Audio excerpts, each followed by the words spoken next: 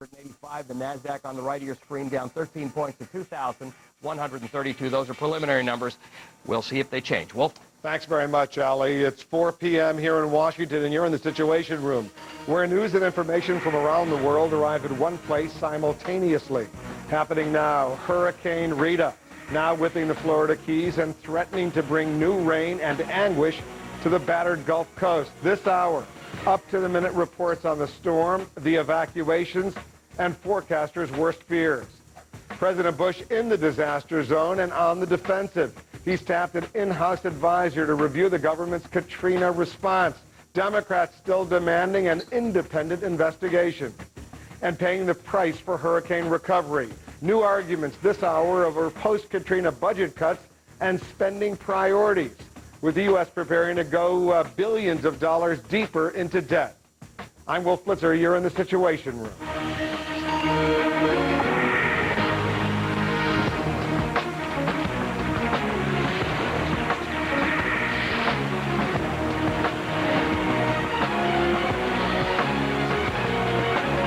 Those who haven't fled the Florida Keys are being warned by the governor to hunker down as Hurricane Rita storms the Gulf. Our John Zarrella is standing by live in the Keys. First, though, the Katrina forecast, the Rita forecast, that is, from our meteorologist, Jackie Jarris. Katrina, Rita, you get confused after a while, Jackie. And we had Ophelia. Yeah, they're all ended with A's, Wolf. I think I said it once myself the wrong way. Hurricane Rita producing possible tornadoes again at this hour. We just got a tornado warning for Monroe County, and this includes you near Ocean Reef and also near Key Largo. Here's the storm of concern, a water spout about 14 miles northeast of Key Largo or near Ocean Reef. It's heading on up to towards the north and the west. This is a radar-indicated tornado. We haven't seen one on the ground or over the water, but it is a good possibility. And check out just the extent of this huge line, this outer feeder band, mostly over the Everglades. So the good news is a lot of that's not very populated, but torrential downpours, a good 1.5 to 2 inches plus per hour expected within this line. It's moving very quickly, though, this line itself, on off to the west.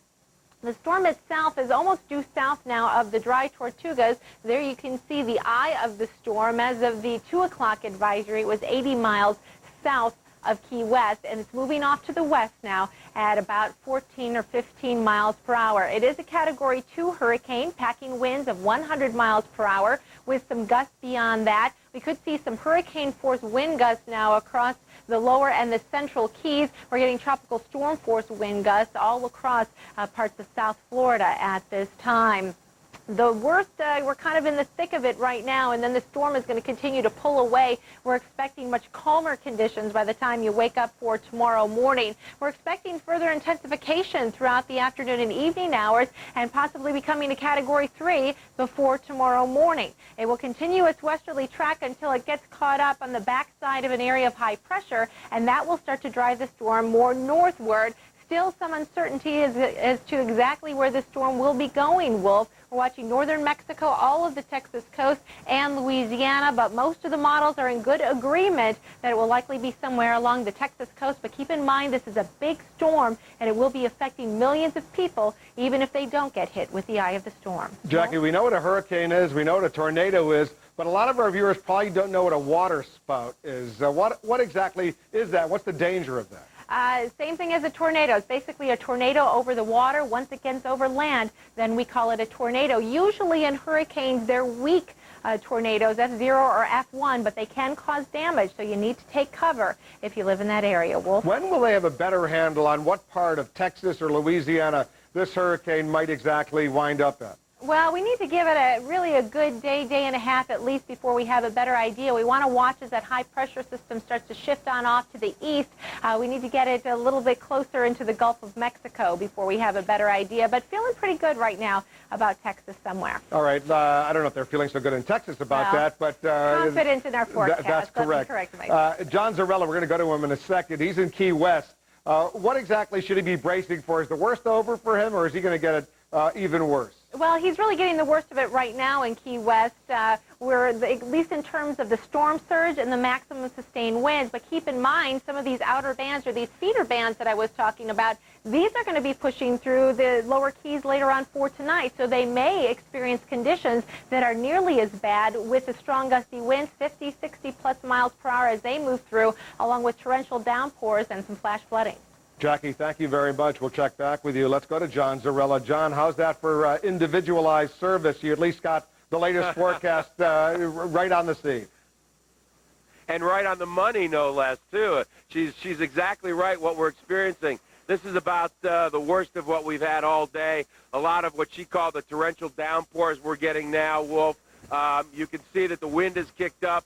The rain has kicked up here. It's pouring off the gutters, off the sides of the roofs. You take a look down here. The street on the side here is considerably flooded now, and just an hour ago when we talked last, that wasn't the case at all. It's changed completely in the last hour because we've really had these downpours, and we've got these cars and all going through it again.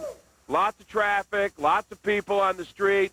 They said about 50% of the population of Key West evacuated. That would be about 12,000 people, roughly 13,000 evacuated. I think we've seen all of the other 12,000 during the course of the day up and down Duval Street here in the center of Key West.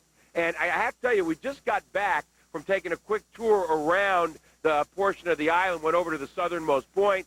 Certainly that storm surge, the water is breaking over the seawall there. But beyond that, a little bit of flooding. This is about the worst you see.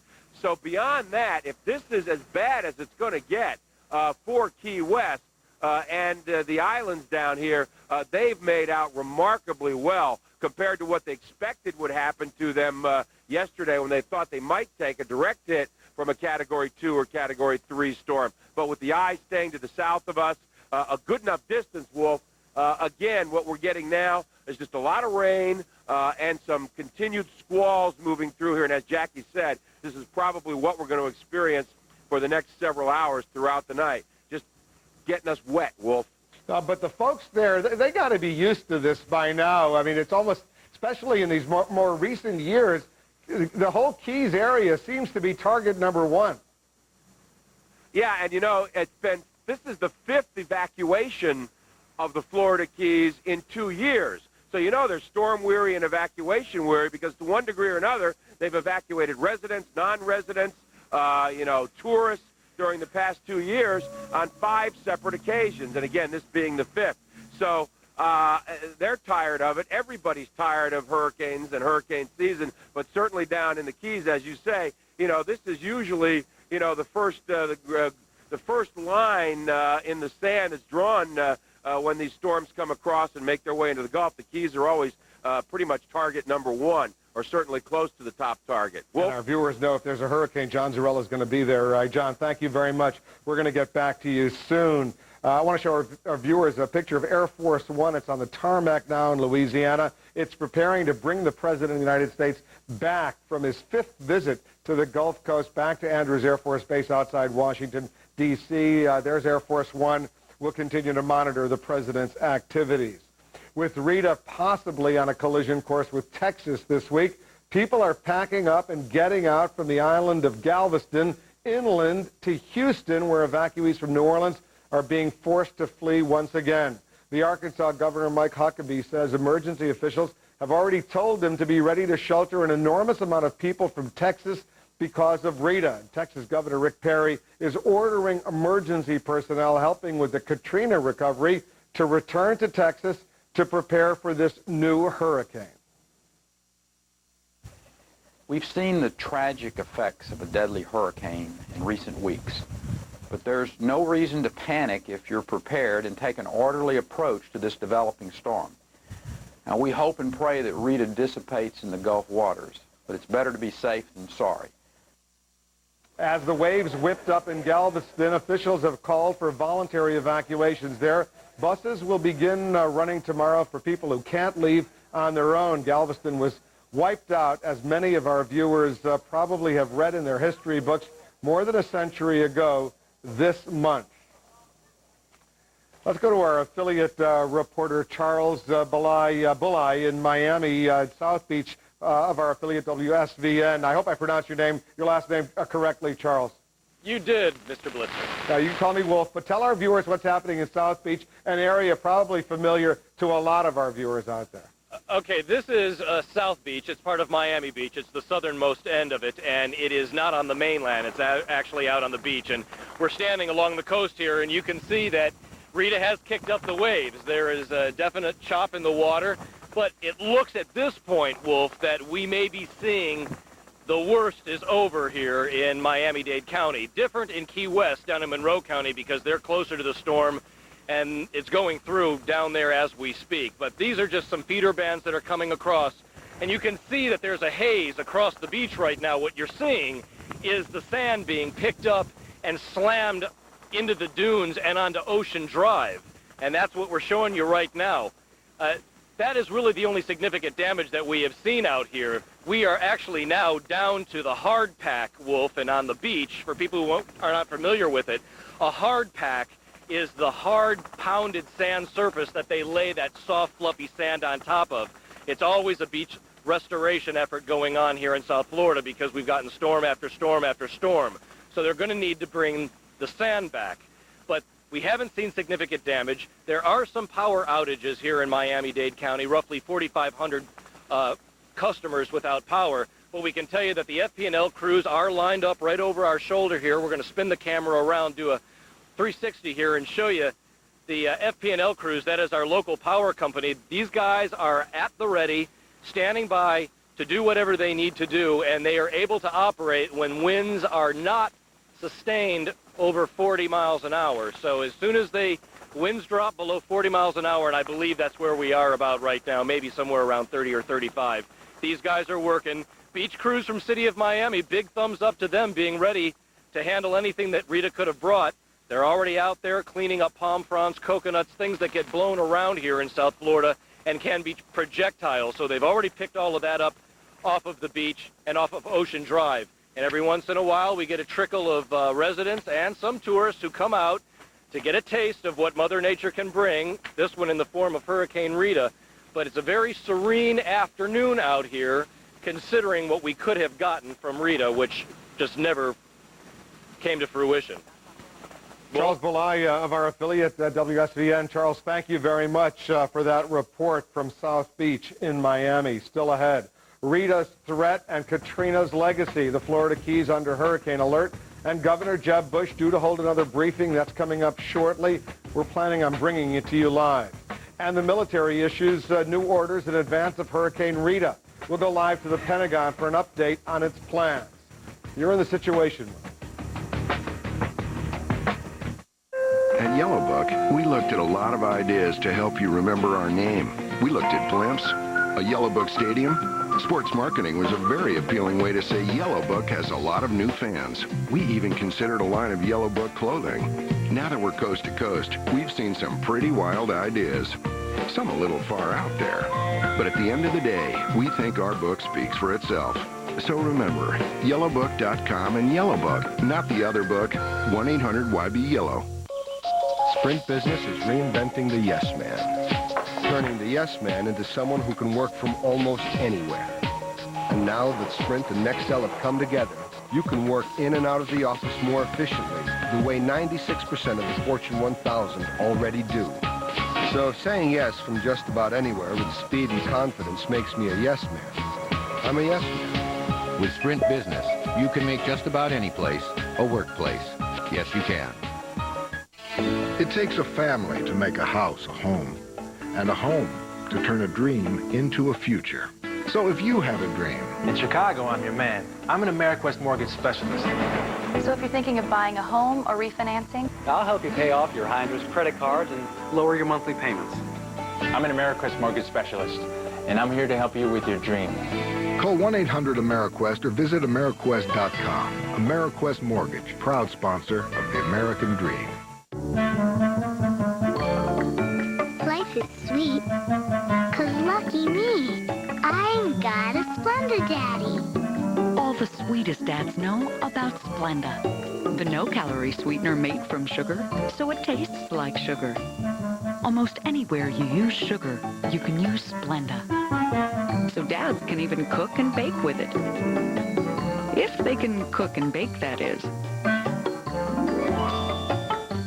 One night, one stage, one huge way to help. From the Big Apple to the Big Easy. A live pay-per-view concert event with New Orleans music legends performing together with the biggest names in rock. Featuring Elton John, Simon and Garfunkel, Jimmy Buffett, the Neville Brothers, Elvis Costello, Lenny Kravitz, and more. New Orleans will be reborn. This Tuesday night starting at 7 Eastern. Every penny goes to Hurricane Katrina disaster relief. Call your local cable or satellite provider to order.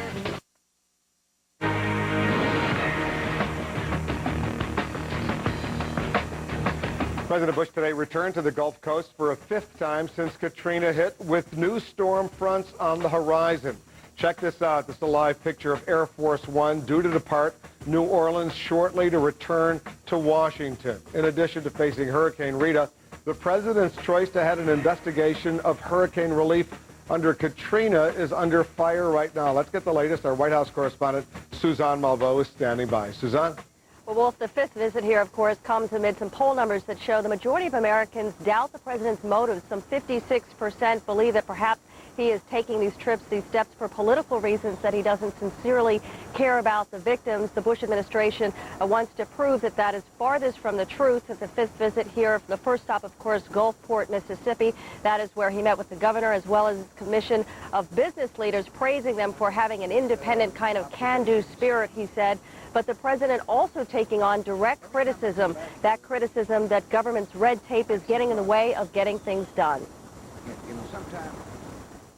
Looking at these bridges requires more than just, writing a check. It requires the Coast Guard to look at the spans. It requires I think you've got a role in parts on the state highways. I mean, we're trying to help get this recovery going by plowing through the paperwork requirements as fast as possible.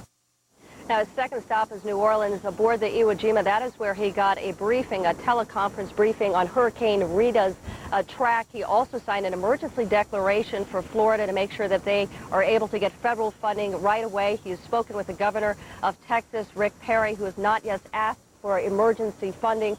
Also interesting, Wolf, he praised Mayor Ray Nagin, as you know, New Orleans mayor, earlier today, saying that he kept the people away, that he is taking them out of New Orleans, keep them away from Hurricane Rita. There was a big public disagreement between the president as well as the mayor of the administration over that. The mayor ultimately reversing his position, President Bush giving him public praise for that reversal. Wolf? What about this internal investigation the president has ordered? What's the latest on that? Well, the internal investigation is actually going to be led by Fran Townsend. She is the Homeland Security Advisor to the President. They say she is very capable. She's spent 13 years in the Justice Department. She was an intelligence official before for the Coast Guard. They believe that she will be the perfect person. She's bridged the gap between Republicans and Democrats. But, Wolf, I can tell you, Democrats are not necessarily pleased with this because they know there's going to be an internal investigation. There's also going to be a congressional investigation, but what they want is an independent one. All right, Suzanne Malveaux at the White House, thanks very much. And as Suzanne noted, top House and Senate Democrats are raising lots of red flags about the president's choice of Fran Townsend to investigate the Katrina response. They're pressing for a fully independent probe, and they question whether a Bush ally such as Fran Townsend will get to the bottom of what went wrong. I don't know her. She may be a very competent individual. But how in the world can we get to the truth of the question as to what went wrong with Hurricane Katrina? How can we really hope to discover the incompetence that led to all of this human suffering and devastation if the administration is going to investigate itself? Our new poll shows 81% of Americans do want an independent panel to investigate the federal response to Hurricane Katrina. Just 18% think Congress is up to the task. The House and Senate are working to create special committees to investigate the Katrina response. That's what the Republican leadership wants. The Democrats are not on board. The Senate and Republican and Democratic leaders still very much at odds over the scope of this investigation. Let's bring in our Jack Cafferty. He wants to weigh in on the big stories. He always weighs in on the big stories. The president wants his Homeland Security advisor to conduct an internal investigation. The Republican leadership in the House and Senate want a bipartisan but Republican-led investigation. Where's the independent 9/11 Commission type of investigation to get to the bottom of this? I have no idea. That's the short answer. You can't make this stuff up, Wolf. President Bush naming his Homeland Security advisor to investigate what went wrong with the government's response to Hurricane Katrina. Francis Townsend is the one who most recently oversaw the reorganization of the nation's intelligence services following the WMD debacle. Given the outcome of that effort, she'll probably conclude there was no hurricane. So what's all the fuss about? Newsweek magazine reported last week that when Katrina struck, no one wanted to tell the president the truth about what happened. None of his advisors wanted to bring him the bad news. What kind of staff is that? Nobody wanted to tell the President of the United States that the nation's 35th largest city had been destroyed. Who are these people? And what kind of government do we have when everyone is afraid to tell the President anything he doesn't want to hear? Here's the question. Is the President's Homeland Security advisor the right choice to investigate Hurricane Katrina? Duh. Cafferty file, one word, CNN.com. Let's see. The Democrats want a committee. The Republicans want a committee. The House will have a committee. The Senate will have a committee. We got this lady is going to have a committee. This is nonsense. They need to take this thing outside government. This was government screw-up. Get somebody on the outside to take a look. I think I mentioned it yesterday. Get a $1 a year guy, somebody like Tom Kane, who did the 9/11 Commission, and let him get the facts together and issue a report to the public. The public's not going to buy any of this stuff that comes out of Washington. They're not going to believe anything that comes out of these partisan reports or stuff that was done from within the White House. It just isn't going to wash. The game is up with John Q. Public. They're not buying this stuff anymore. They want the truth, and that's what they deserve. Thanks very much, Jack. I'm anxious to hear what our viewers think about this as well. Hurricane Rita is getting stronger, by the way, by the hour, and that may force the U.S. Navy to quickly start moving some of its ships. We'll go live to the Pentagon for an update on that. Also, the storm's drenching the Keys and the rest of South Florida right now, but the big question is this. Where will it go next? We're tracking Rita, plus paying for Katrina. Billions will be spent, but where will the money come from? Stay with us. You're in the Situation Room.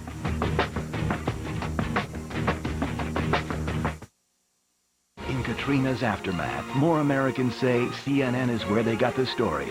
More than any other network. When it matters most, Americans trust CNN. Let Empire Glass replace your cracked windshield, and we'll give you 24 free dinners to Sherry's Restaurants, where you'll enjoy great food and delicious pies all day, every day. And we offer free mobile service to your home or office. So for the highest quality windshields and 24 free dinners to Sherry's, call Empire Glass today at 503-251-9881. And remember, when you think glass, think Empire.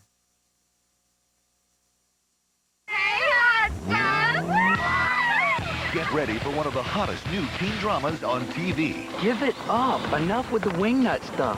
Wingman. Wingman. Why is that so difficult for you? Meet 6 young friends, fresh out of high school. I know you think this whole baseball player thing is a good way to pick up girls, but I think this is a bit much.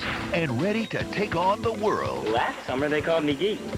This summer they'll call me chic. You are truly delusional. Palmetto Point. Sundays at 8, 7 Central on I.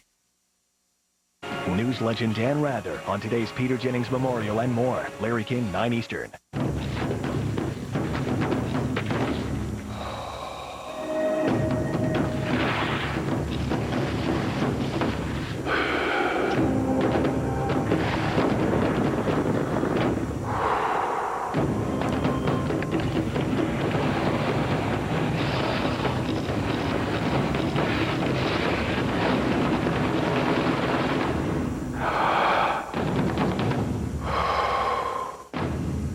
Well, you never know when you might encounter a beer without character. That's why we test our recruits for every situation. Great tasting, less filler, Miller Lite. No, we're not superheroes. More like ministers of culture. Intentional taste mask. Character, substance, personal style. A lot of people have great taste and don't even know it. We help them see their potential. Intentional taste mask. Intentional taste mask. Don't cry on me. I teach taste. That's what I do. Character. I Are you getting enough fiber in your diet? To get the 25 to 30 grams of daily fiber you need for ongoing good health, what else would you have time for? That's why there's Fiber Choice, the chewable fiber supplement. Each bottle contains 180 grams of fiber. You'd need more than 3 bottles of fiber caplets at 3 times the price to get the same amount, which makes Fiber Choice the smart choice for your busy lifestyle. Fiber Choice, now in assorted fruit chewable tablets and hard candy drops.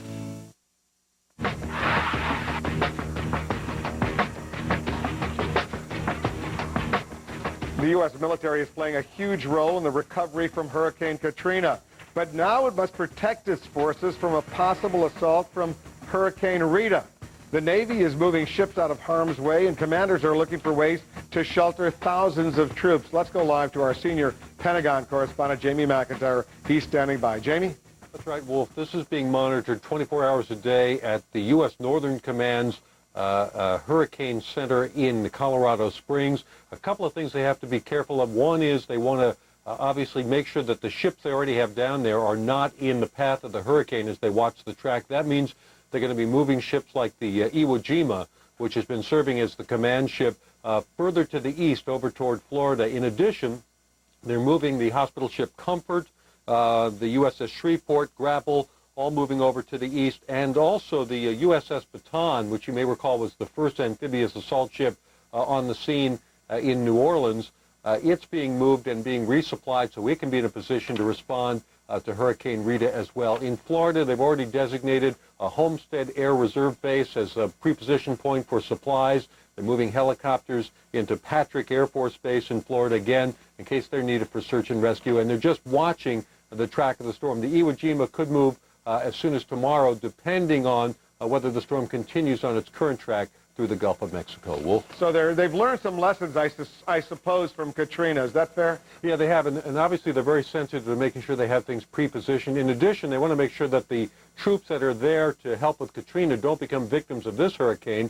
So they're looking for good places to shelter them. And they've taken about 1,100 of the National Guard who are from Texas, moved them back to Texas, so they'll be back in their home state to help there if needed. All right, Jamie, thank you very much. Jamie McIntyre reporting for us from the Pentagon.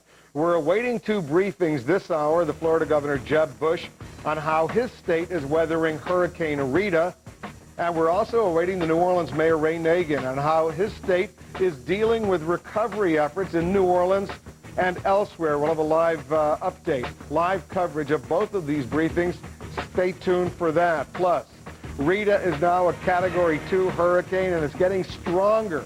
The storm is slamming the Florida Keys this hour, but where will it go next? We're tracking Rita. Much more here in the Situation Room right after this. Broadband Business, presented by Verizon. High-speed broadband can help transform your business into a thriving enterprise. Take advantage of the power of the internet with your own business. Gain efficiencies as super-fast broadband instantly connects you to suppliers, customers, and consultants anywhere in the world. Order inventory, sell products, conduct video conferences, even do billing and banking without ever leaving your home or office. High-speed broadband can mean rapid growth for your business. Broadband Business, presented by Verizon.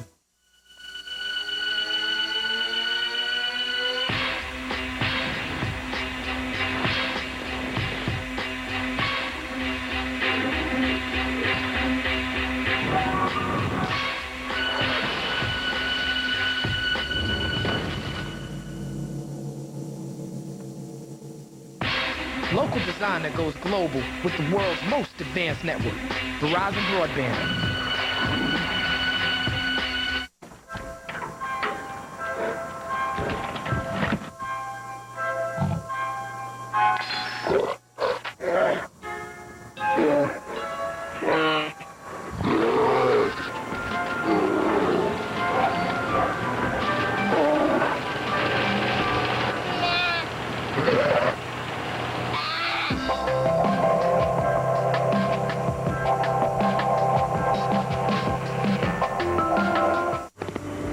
your challenge?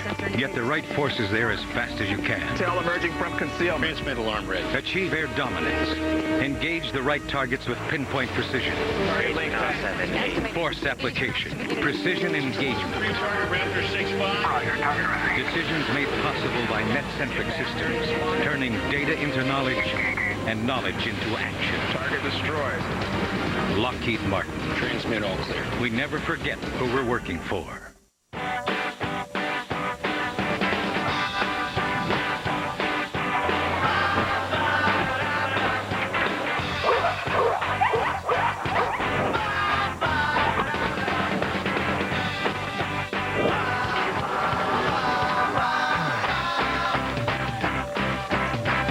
The HP Blade System server powered by Intel Xeon processors. Consolidation made easy. How many days is spring break? 21. Won't you miss your room? A little bit. Won't you miss Rocky? You know what I'm going to miss the most? What? This face.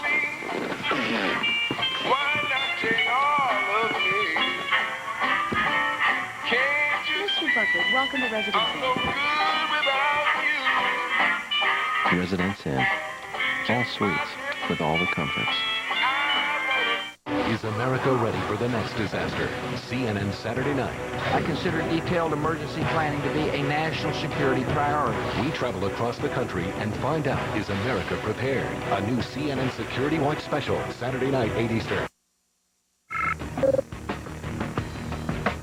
Here's a quick look at some of the hot shots coming in from our friends over at the Associated Press. Pictures likely to be in your hometown newspapers tomorrow. In Nepal, protesting against the king. Riot police stopped dozens of women who broke through barricades demanding democracy. Over in the West Bank, Palestinians celebrating the evacuation of the Israeli settlement of Sanur. Unarmed policemen patrolled the area to keep order. Kandahar, Afghanistan. Workers hand-counting ballots 2 days after the landmark legislative elections. And over in Italy, look at this. Bruce Willis keeps himself busy between movies, crowning the new Miss Italy. And that's today's hot shots. We're watching Hurricane Rita as it heads through the Florida Straits on its way to the Gulf of Mexico. The storm is now a Category 2 hurricane, and it's moving towards the Gulf of Mexico. Could likely become a Category 3 in the not very distant future. We're expecting the Florida Governor, Jeb Bush, to start briefing reporters shortly on what's going on. We'll bring you his news conference live as soon as it begins. We're also watching the President of the United States. There's Marine One. His helicopter has just returned to the airport in New Orleans. The President on a tour, his fifth of the region, spending some time getting briefings in New Orleans, earlier in Mississippi. He'll board Air Force One shortly, and that will bring him back to Washington, specifically to Andrews Air Force Base, just outside Washington in suburban Maryland. The President did have some remarks when he was in New Orleans. We will be getting that tape. We will be getting that tape shortly, bring you the President's remarks. But in the meantime, let's immediately go to Tallahassee, Florida. The Governor, Jeb Bush, speaking to reporters. Southwest of Key West, and tropical storm force winds extend out 120 miles. The storm continues to impact the Keys particularly and South Florida with heavy rain. Rain bands will continue moving across southeast Florida throughout tonight and may cause some flooding. Hurricane warnings remain in place for all of Monroe County, and tropical storm warnings are in place for the southwest coast of Florida. Earlier today, President Bush granted Florida an emergency declaration, for which we're very grateful. South Florida residents should remain vigilant. We say this for each one of the storms that we have to deal with in our state. It is more dangerous after a storm than during a storm. Please continue to shelter in place. Don't drive in these conditions. There's still tropical force winds throughout the region, and it's not safe. And it makes it harder for law enforcement officers that are doing assessment of damage to do their jobs when people, and to quickly respond to any emergencies if people are getting out of their homes too early. There are 3 special needs shelters open, 2 in Broward County and 1 in Miami-Dade, serving 104 of Florida's most frail and vulnerable citizens. Each shelter, by the way, is staffed with medical personnel with the equipment and supplies necessary to ensure that these patients, our fellow citizens, receive proper care if they need it. 12 shelters serving special needs and the general population are open in Broward, Collier, and Miami-Dade counties, and approximately 1,300 people have taken shelter from the storm. This is the 7th hurricane, believe it or not, in 13 months, and our 3rd one this season. And I'm proud of our team. They really have done an extraordinary job, and I'm very proud of the local emergency responders. These are dedicated professionals that do their jobs day in and day out in extraordinary fashion, but they particularly do it well as we prepare for storms. And we have a plan that we're trained to carry out. And the first priority after the storm is saving lives and restoring security for the safety of our citizens. 2,400 guardsmen are mobilized and an additional 2,000 are on alert. Our search and rescue and medical teams are ready to respond, and they're staging as we speak. Our second priority is meeting the immediate needs of all of the residents, and that means for many that don't have power, water, ice, and food should be made available. We have over 200 trucks that are in varying stages of being staged in different parts of our state, and as soon as it's safe, once requested by the local officials, we will make our way to the impacted region. As they have in all of the storms, the power companies will begin working to restore power to critical facilities, homes, and businesses. And I spoke to Senator Pruitt, who lives in St. Lucie County today. This afternoon he told me that he had already seen a long phalanx of Florida Power and Light utility trucks heading south to stage and prepare to provide relief for their customers in southern Florida. As of 3 p.m., about 24,000 customers in Monroe, Broward, Palm Beach, and Miami-Dade counties were without power. During the first 2 hurricanes of this season, Hurricanes Dennis and Katrina, many Floridians used their generators for the first time. I think we led the nation in the purchases of generators after last summer, and a lot of people were using them for the first time, and I imagine that many more will use their generator for the first time today and tomorrow. Please follow the generator instructions. Some may remember that during these 2 storms we've had loss of life for not following the instructions. Don't use the generators in your home. Don't set them up in your garages. This is really a matter of life or death. Our third priority is to help all Floridians resume their normal lives with normal activities as soon as possible. And as Rita moves into the Gulf of Mexico, we're looking to do just that, to make sure that people can get back into their homes as quickly as possible in the Keys, and that we continue to work with the energy companies to make sure that we have a stable fuel supply to our state. If you don't mind, I'd like to say a few words in Spanish as well. Buenas tardes. Según el Centro Nacional de Huracanes, Rita es un huracán de categoría 2. Los vientos sostenidos están a 100 millas por hora. El ojo se encuentra a 50 millas sur-suroeste de Cayo Hueso y está impactando los cayos con mucha lluvia.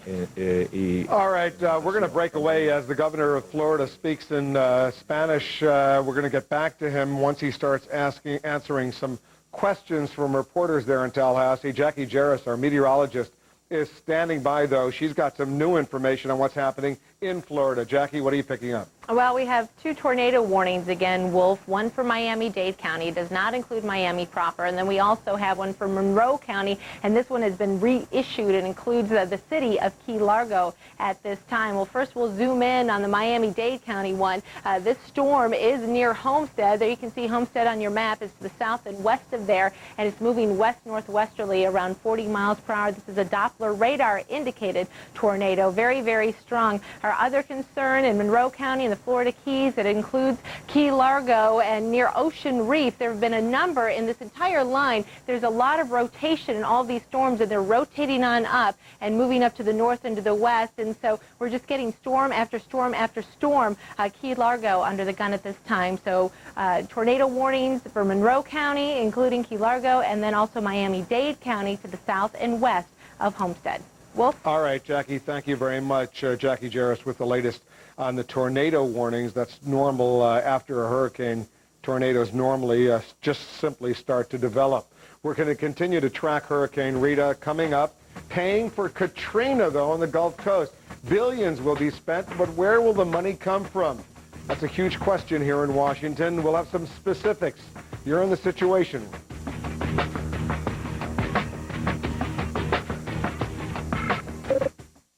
We saw it coming. We were right there as it happened. We stayed to ask the tough questions. We're there now as communities rebuild, to tell the human stories, to demand the truth. It's what you expect. It's why we're here. CNN.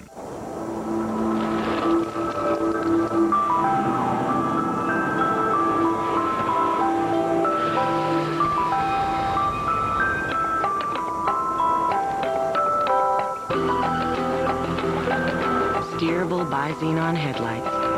Just one of the 120 not-so-standard features available on the all-new German-engineered Passat. On the road of life, there are passengers and there are drivers. I'm thinking of a number between 450 and 850. Do you know what it is?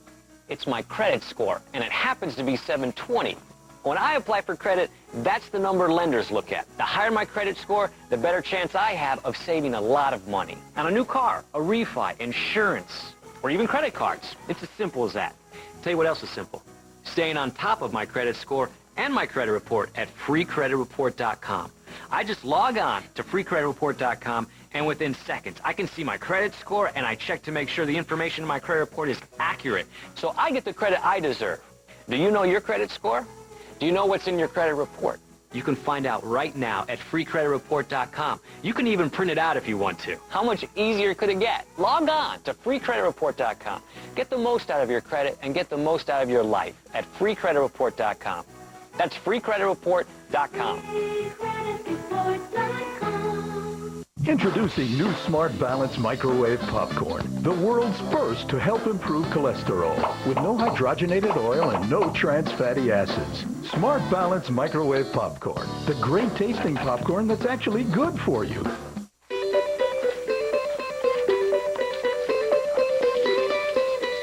There's an even better way to care for your nest egg. Objective financial advice. A.G. Edwards, for 118 years, fully invested in our clients.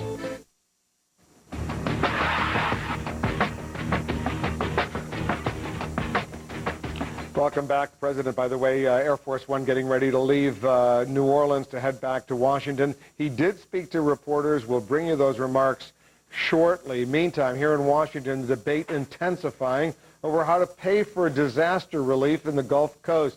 And it's not just a Democrat versus Republican argument. Fiscal conservatives are pressing the president to trim programs such as the new Medicare prescription drug benefit. House Republican Mike Pence of Indiana is planning to propose a variety of cuts.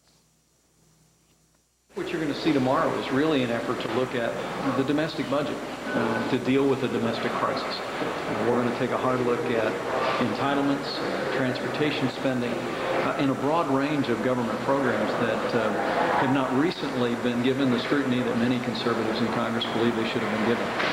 Democrats are urging Republicans to cut wisely and to keep the spending acts away from entitlement programs.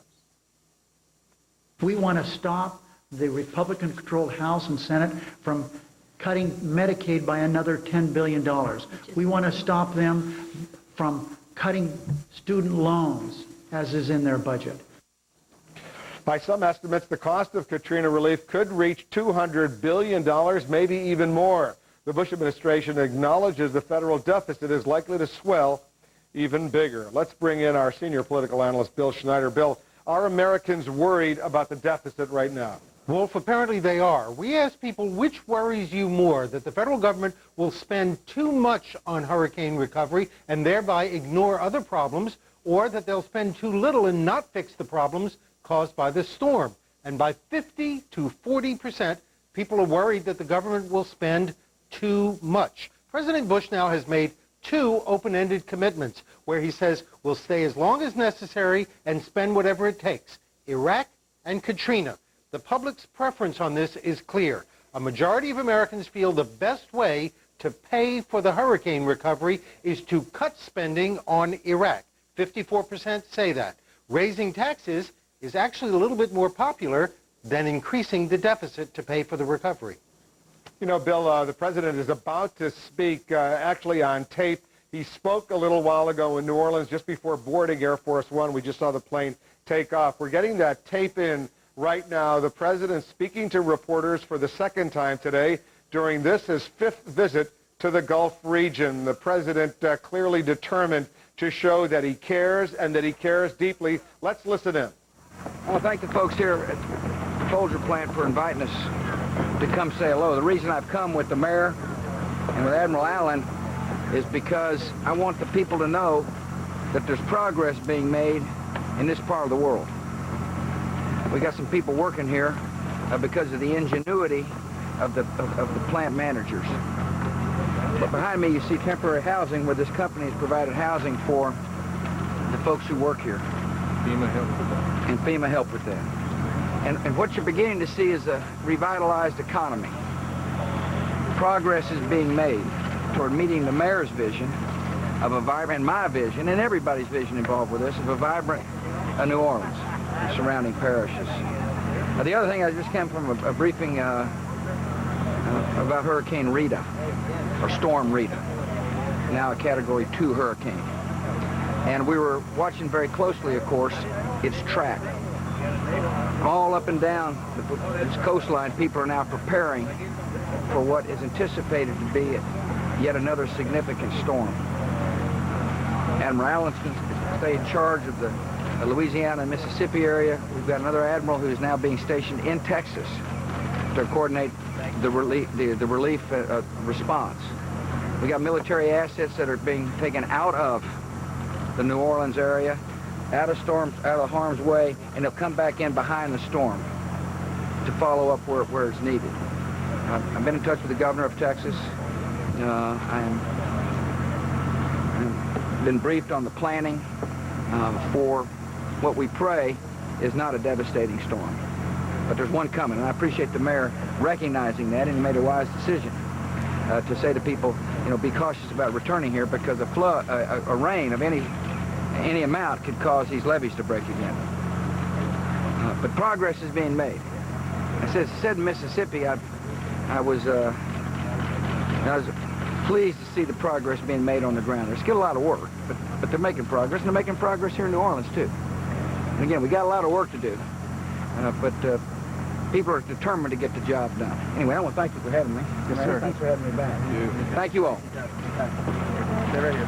President speaking just a short while ago in New Orleans before he boarded Air Force One to fly back to Washington. Interestingly, he was flanked behind him, Vice Admiral Thad Allen of the U.S. Coast Guard, who's the point man for FEMA on the ground there in the Gulf Coast, and the mayor of New Orleans, Ray Nagin. We expect to hear, by the way, from both of them. That's coming up. We'll bring you their news conference shortly. Let's bring back our senior political analyst, Bill Schneider. The president clearly is determined to show he really cares about what's going on, and not only about Katrina, but getting ready for Rita.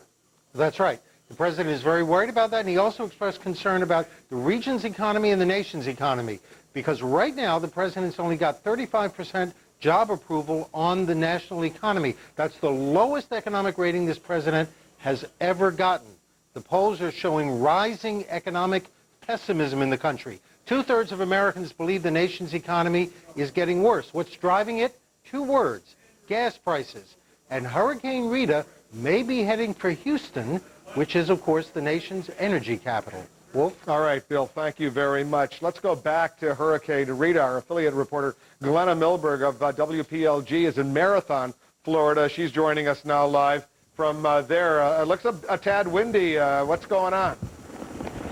Yeah, a little windy out here. It's these huge wind squalls come through every once in a while, and my understanding is, as I'm sitting and listening to meteorological reports, this is probably the thick of it and the worst of it that we've seen today. I want to give you a little tour of the city of Marathon Marina. What you're looking at here is some angry, angry oceans whipped up by probably 50 to 60 mile an hour wind gusts. And the good news, I think, if I can characterize it like that for Marathon, is that Rita is not delivering nearly the storm surge here as was expected just yesterday. And that's the good news, because, of course, the storm surge is just the absolute worst part, not only for property but for people. I have to say the entire length of the Florida Keys is under a mandatory evacuation, but you would be shocked to find out just how many people flat out ignored the evacuation call, not really knowing that Rita would not be what was expected. Then you have people out here today, even in the worst of it, walking around, checking on their boats, and really braving some fairly dangerous elements. Damage-wise, we have not seen much, frankly. I think the damage right now is going to be to some of the boating community, as far as tree limbs and power poles and some of the things that you see normally in strong winds and hurricanes. We haven't seen, as we wipe our lens a little bit, all that much. And I think that's because the two storms that went through here, Katrina went through as a 1 last month, Hurricane Dennis went through in June, or skirted. Those were the storms that kind of did some, nature's pruning, got out a lot of the limbs, tree limbs, and things that were not strong enough, and left the strong stuff. So as far as damage goes, some of the lower lying neighborhoods in Marathon are under a foot of water right now because, frankly, this neighborhood is in between water, and it's just a few blocks in between. It's a little slice between water, and so that's the damage that we're seeing. I guess we can say, if this is as bad as it's going to get, the Florida Keys, boy, did they get lucky. All right, Glenna, thanks very much. Let's not speak too prematurely. We'll continue to watch what's going on. Glenna Milberg of our affiliate WPLG. We're standing by. We expect to hear from the mayor of New Orleans, Ray Nagin, the Vice Admiral of the U.S. Coast Guard, Fat Ellen. They're expected to brief reporters on what's going on as they prepare in their area for Hurricane Rita, the aftermath of Hurricane Katrina. We'll bring that news conference to you live once it happens. We're also going to bring you live Jack Cafferty. He's been reading your email. He's here in the Situation Room. We'll be right back.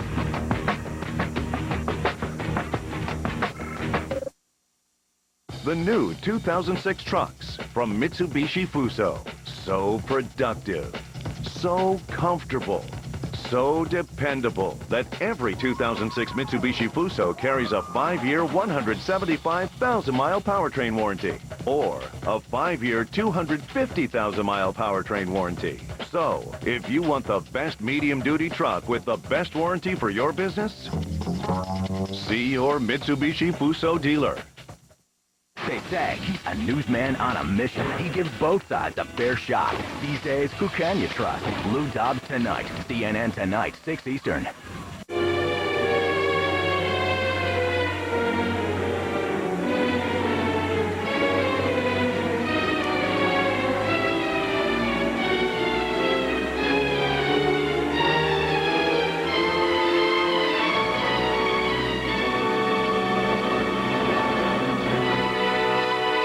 Never plunge again.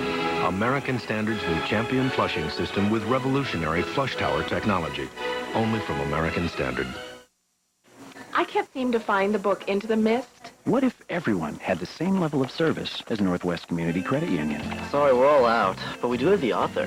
It was a cold, dark night. 1 tall extra hot no foam latte.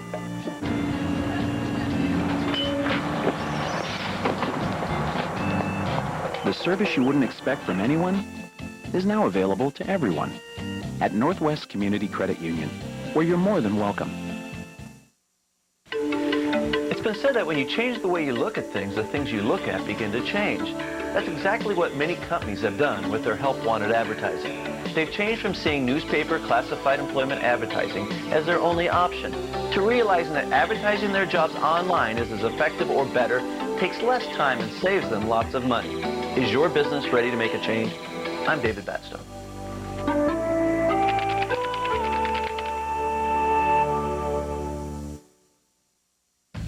Shopping for a new home? Did you know that in the time it takes you to drive to just one house, you could visit 100 without leaving your home? Coldwell Banker Barbara Sue Steele Properties introduces a better way to shop. Find your new home on TV or online, anytime. Hundreds and hundreds of dream homes are now just a click away. On Channel 15 or at cbsteel.com. Coldwell Banker Barbara Sue Steele Properties. Discover the joy of home shopping from home. Weather is the news. For CNN, it's essential. Let's go right to the mayor of New Orleans, Ray Nagin. He's speaking to reporters. The next day at the latest. The pumping capacity continues to improve. We're still not at full capacity, but the number of pumps continue to go up every day. Let me talk to the residents of New Orleans for a minute. I know it's been 3 weeks plus that you haven't been able to come back into your city. And I know there are lots of people who are very anxious about coming home. And I know some of you were prepared to come back to New Orleans. You know, just hold on for a little longer. As soon as we get comfortable that Rita is clear of landfall in Louisiana, where we won't have any major impact, we will get back to our reentry program as outlined. It may be a little more space, but we fully intend to follow through on some of the things that we talked about.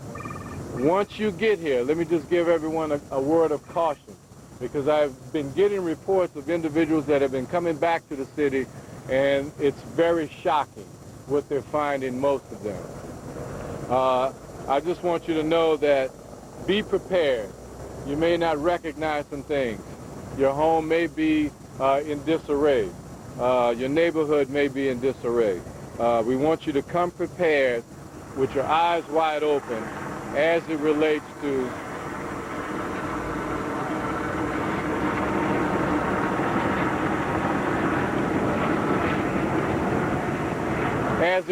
what you might see. We also want to make sure that you're aware. We are not encouraging you to bring back any pets, any children, or any senior citizens. We have minimum hospital facilities, and we're still working to improve water quality, and the schools, for the most part, are not open in the city. So I want to make sure that everyone understands that. And as business people come to the city, you do not have the full services that you have enjoyed in the past. The purpose of this reentry program is to allow people to come in, to reassess exactly what they have lost, and start to make plans for the future. If you're near an area that was wet, that had some flooding, we encourage you to wear protective gear. Be careful with chainsaws and generators, because that is where most of the accidents tend to happen. And go slowly. When you open up your home, make sure that you ventilate and open up as many windows as possible before you enter. You may also find mold in your home, so we want you to be aware of that, and that's why ventilation is very important. And we have a wonderful group behind me and besides me, and we want to emphasize that this is one leadership team. We may not always agree, but we have one mission, and that is to bring New Orleans back. And I have a little gift from my good friend Admiral Allen. I have a wonderful T-shirt for him. It's called I Love New Orleans. And I want to give him that as my gift. Thank you. Where's his file? The governor of the great state of Louisiana, Kathleen Babineau-Blanco. We're going to get back to the governor and the mayor momentarily, but there's breaking news to report. The National Hurricane Center's official forecast for this hour, almost 5 p.m. here on the East Coast, now takes Hurricane Rita to a Category 4 status. That's a major hurricane, Category 4 status by 2 p.m. tomorrow as it continues to move over the warm waters of the Gulf of Mexico. Our meteorologist, Jackie Jarris, is joining us live. Very bad news. But we knew it was going to get to a Category 3, but Category 4 certainly escalates this problem. Yeah, it does. We've kind of been rumbling about it all day here in the Weather Center, actually, that we thought it could be stronger than a 3, maybe a 4. And now the official forecast for the Hurricane Center has it by a 4 by 2 o'clock tomorrow afternoon, continuing at least 4 strength as it moves throughout the Gulf, and possibly still at a 4 when it makes landfall. I wouldn't be surprised either if it could possibly get stronger than that, at least for a brief time, but it's difficult for hurricanes to sustain strength at a strong 4 or a 5 for a long period of time. So we'll probably see some fluctuations with this as it moves through the Gulf. 5 o'clock advisory also in, by the way, and it has it still at a Category 2 with winds of 100 miles per hour right now, about 50 miles southwest of Key West. Wolf? Katrina, as all of our viewers remember, was a Category 4 once it hit as well. All right, Jackie, stand by. We're going to get right back to you. I want to, go, in the meantime, go back to New Orleans. The Louisiana governor, Kathleen Blanco, is speaking. In the southeast region. But I have asked all people in coastal parishes and the affected area to pay very close attention to weather reports and to make preparations. Know where you will go. Our shelters are filled. We are making preparations to move people from shelters below I-10 if the storm does approach Louisiana and if it becomes a serious problem. We will move them into shelters north of I-10. We have to free up some shelter places because we know that people will have learned the lessons of Katrina. And besides that, some years ago, a hurricane named Audrey demolished Cameron Parish, which would be the parish right next to Texas that would be the most high-impact parish. We lost a lot of lives in that hurricane. So we are very concerned. I am always concerned about hurricanes anytime they threaten my state. And we will take extraordinary precautions. We have a coordinated federal, state, and local effort moving in place as we speak. We will take all precautions necessary to save lives. And once again, as it was in Katrina, our first mission is to save lives, to save as many lives as possible. And we would urge people to evacuate, take precautions. Much easier to take a car ride, even though it might get a little frustrating in some traffic, than to risk losing a life. And that will be our mission from here on out. We are praying that the hurricane dissipates, that it weakens, that it becomes simply a tropical storm of sorts. Even though tropical storms can injure us to some extent, a devastation of a hurricane category 3, which is what it is projected to possibly increase to, could hurt us once again. This state can barely stand what's happened to it. We could hardly stand to think of what we'd have to deal with if southwest Louisiana were also impacted. But we are working on it. We will deal with it. We want to protect lives again. Thank you.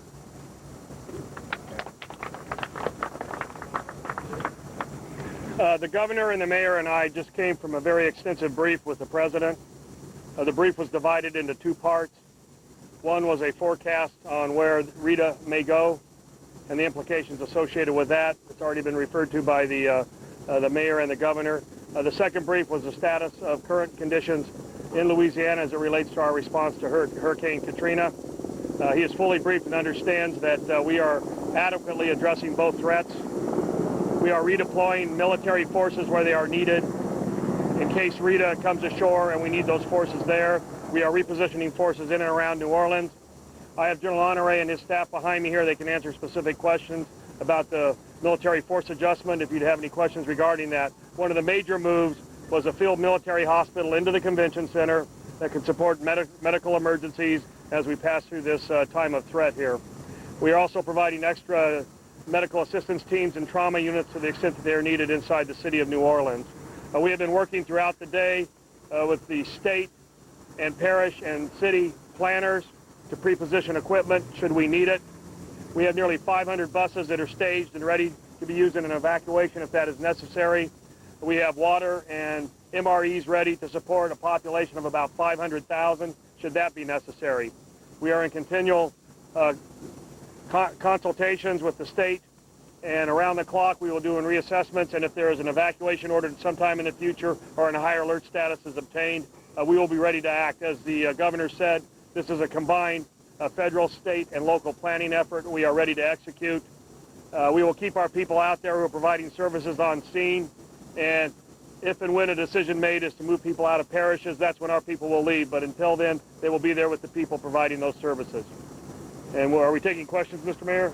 I think Chief Compass has a little update, Chief. and then we'll take questions. Well, first of all, I want to thank everybody for coming.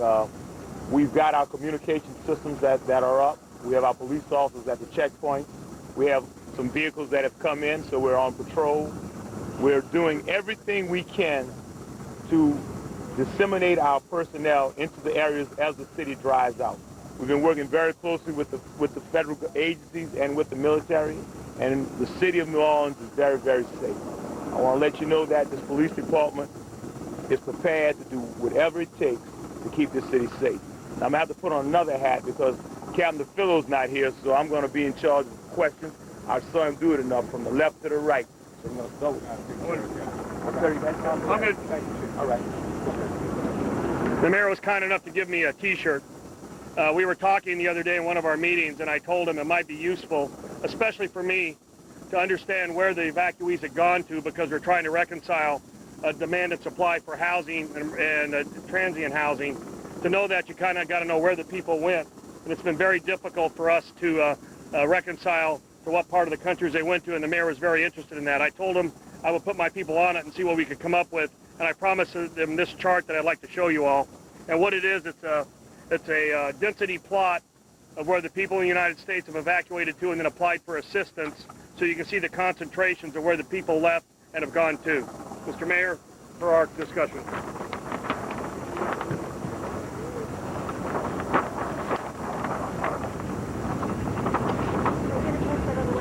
We will. It'll be available. It's going to be available today? We'll get it up as soon as we can. What we've done is we took the information from the registrations, tracked it over to GIS, and then put it on a chart so you get an idea of where the concentrations of the people who were displaced went. And we'll be continuing to support the mayor with this type of information through the federal planning and support process. Admiral, can you talk generally about what you want? Well, as you can see here, and again, it's for the folks that can't see from the cameras, there are symbols for concentrations of personnel, but aside from the area right here around the Gulf Coast in Louisiana, you can see that there are high concentrations around Atlanta, Chicago, the Middle Atlantic area from Washington, D.C. up to New York.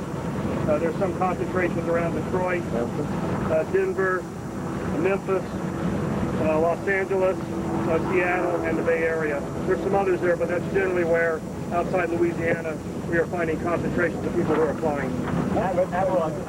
Hold on, let's this question. Yeah, we will provide this to you.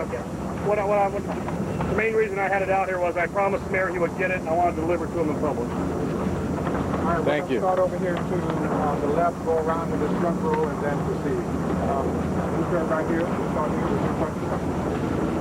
Certainly, the federal government appears to be amassing quite a bit of resources here in the event that the storm comes here.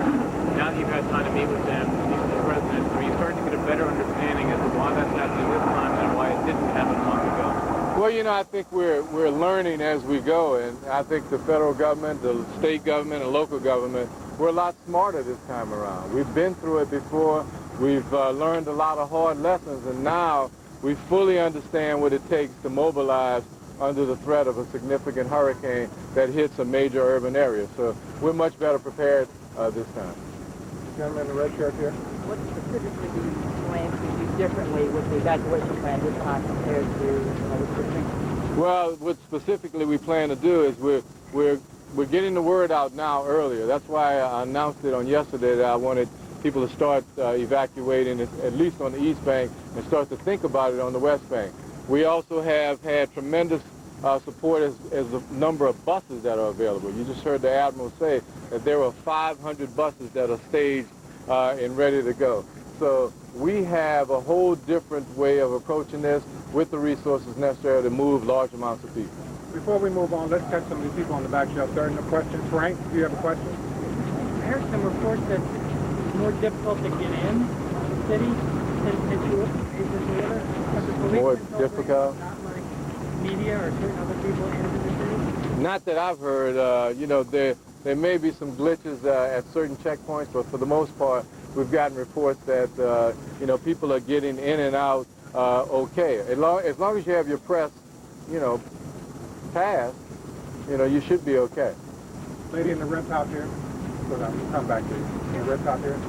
There are a lot of reports of people who are kind of holed up in some of the neighborhoods that were hit the hardest. Are you being proactive about, because they don't have power, are you being proactive about getting in there? They very well may not have even heard about Rita. I will let General Honore talk about that because he's been in the neighborhood with his troops as far as sweeping and knows where they are. What was the question again, please? How are you making sure that the information about Rita gets into neighborhoods where people have, you know, stayed throughout after the aftermath of Katrina and now? They obviously are holed up, they don't have power, they're not, you know, choosing to evacuate, they may not even know about the impact of the storm. Yeah, Yeah, we will inform our National Guard patrols as they see them to make contact with them and do the best we can. But again, it's their choice to stay there. We continue to see if they need assistance, and we'll continue to do that. Over. Okay, let's go back to the gentleman in the plaid shirt. You can talk to the camera, you don't have to look at me. We were talking with some business owners in the French Quarter. There seems to be some confusion as to whether or not the city is under an evacuation order now. Yesterday, your press conference, it seemed like you were issuing an evacuation order. Today, it doesn't seem like that. Can you clarify that? Well, basically what I was saying yesterday was that I am re-emphasizing the evacuation order that was always in place. We have also allowed business people to come in and from dusk to dawn or dawn to dusk to basically go in and assess their what they have. We're going to allow that to continue until the end of day today, and then tomorrow we will start to strictly enforce the mandatory evacuation. Okay. One business owner told us that he would never leave the city. You have to take him out by gunpoint. What do you say to citizens with that sort of attitude? Well, you know, I say that we're all adults, and we really don't want to take people out by gunpoint. We hope that they can see the threat, understand the threat, and obey the law. You know, it's not in anybody's best interest to start, you know, having regular citizens and the police force or the armed forces start the battle. If you have questions for the governor or Admiral Allen, just speak up and let me know. This gentleman right here, please. At what point do you start deploying this money? What has to happen?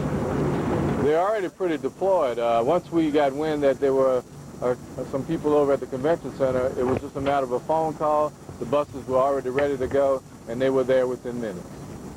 All right, right here with the same cap on. Okay. Mayor, two questions. First, so I understand, the evacuation order wasn't under enforcement today because lots of people were coming in today, whether they were business owners or not. There are thousands of people coming into the city today. First question. The second question, at what point does Rita become clear? I mean, you said when it clears the city, we'll move ahead with the plan. At what point is it clear that it's clear? To address the camera.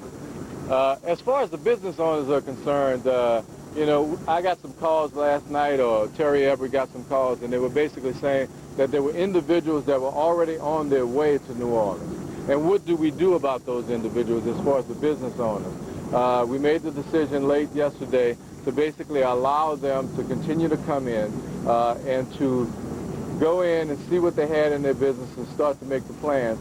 And then starting at when the sun goes down tonight, we will start to reinforce and enforce the curfew. And you said, yeah, one other question? At what point, you said when Rita is clear, you will move ahead with your plan to reopen the city. What would determine when Rita is clear of New Orleans? Well, you know, once a storm gets in the Gulf of Mexico, there's no telling where it's going to go. We'd like to see a consistency as it relates to the National Weather Service and the meteorologists all pretty much come coalescing and saying, this is where we think it's going to go. We're going to watch it tomorrow. Tomorrow afternoon will be a good decision point, and most likely Thursday morning will be a better decision point. On the evacuees who are at the convention center, how many are they roughly, and where are they coming from?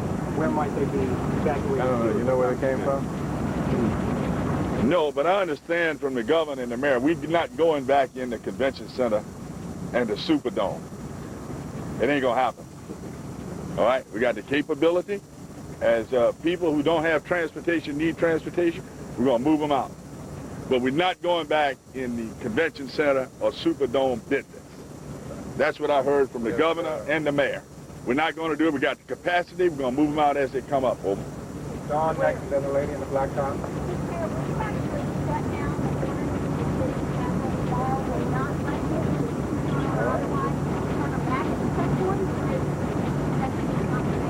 No, we're going to start, as long as that storm is still a significant threat in the Gulf of Mexico, we're going to start to shut the city down. Paul Murphy and then Michael. I'm sorry, man. Status report on setting up the government building, Superdome, convention center, how's that going? You want me to handle? Yeah. The Superdome has gone through a cleanup. It's my understanding that they've done yeoman's work. I'm not sure what it looks like. I haven't been in there. But if you drive over there, you'll see guys and gals in little white suits with masks that have been working for many, many days. As far as the convention center is concerned, there's still debris in the convention center. There have been certain sections that have been cleared out as it relates to future needs. We were planning to use the convention center as a retail staging area, and now the general is using it as a temporary hotel. I mean hospital, I should say.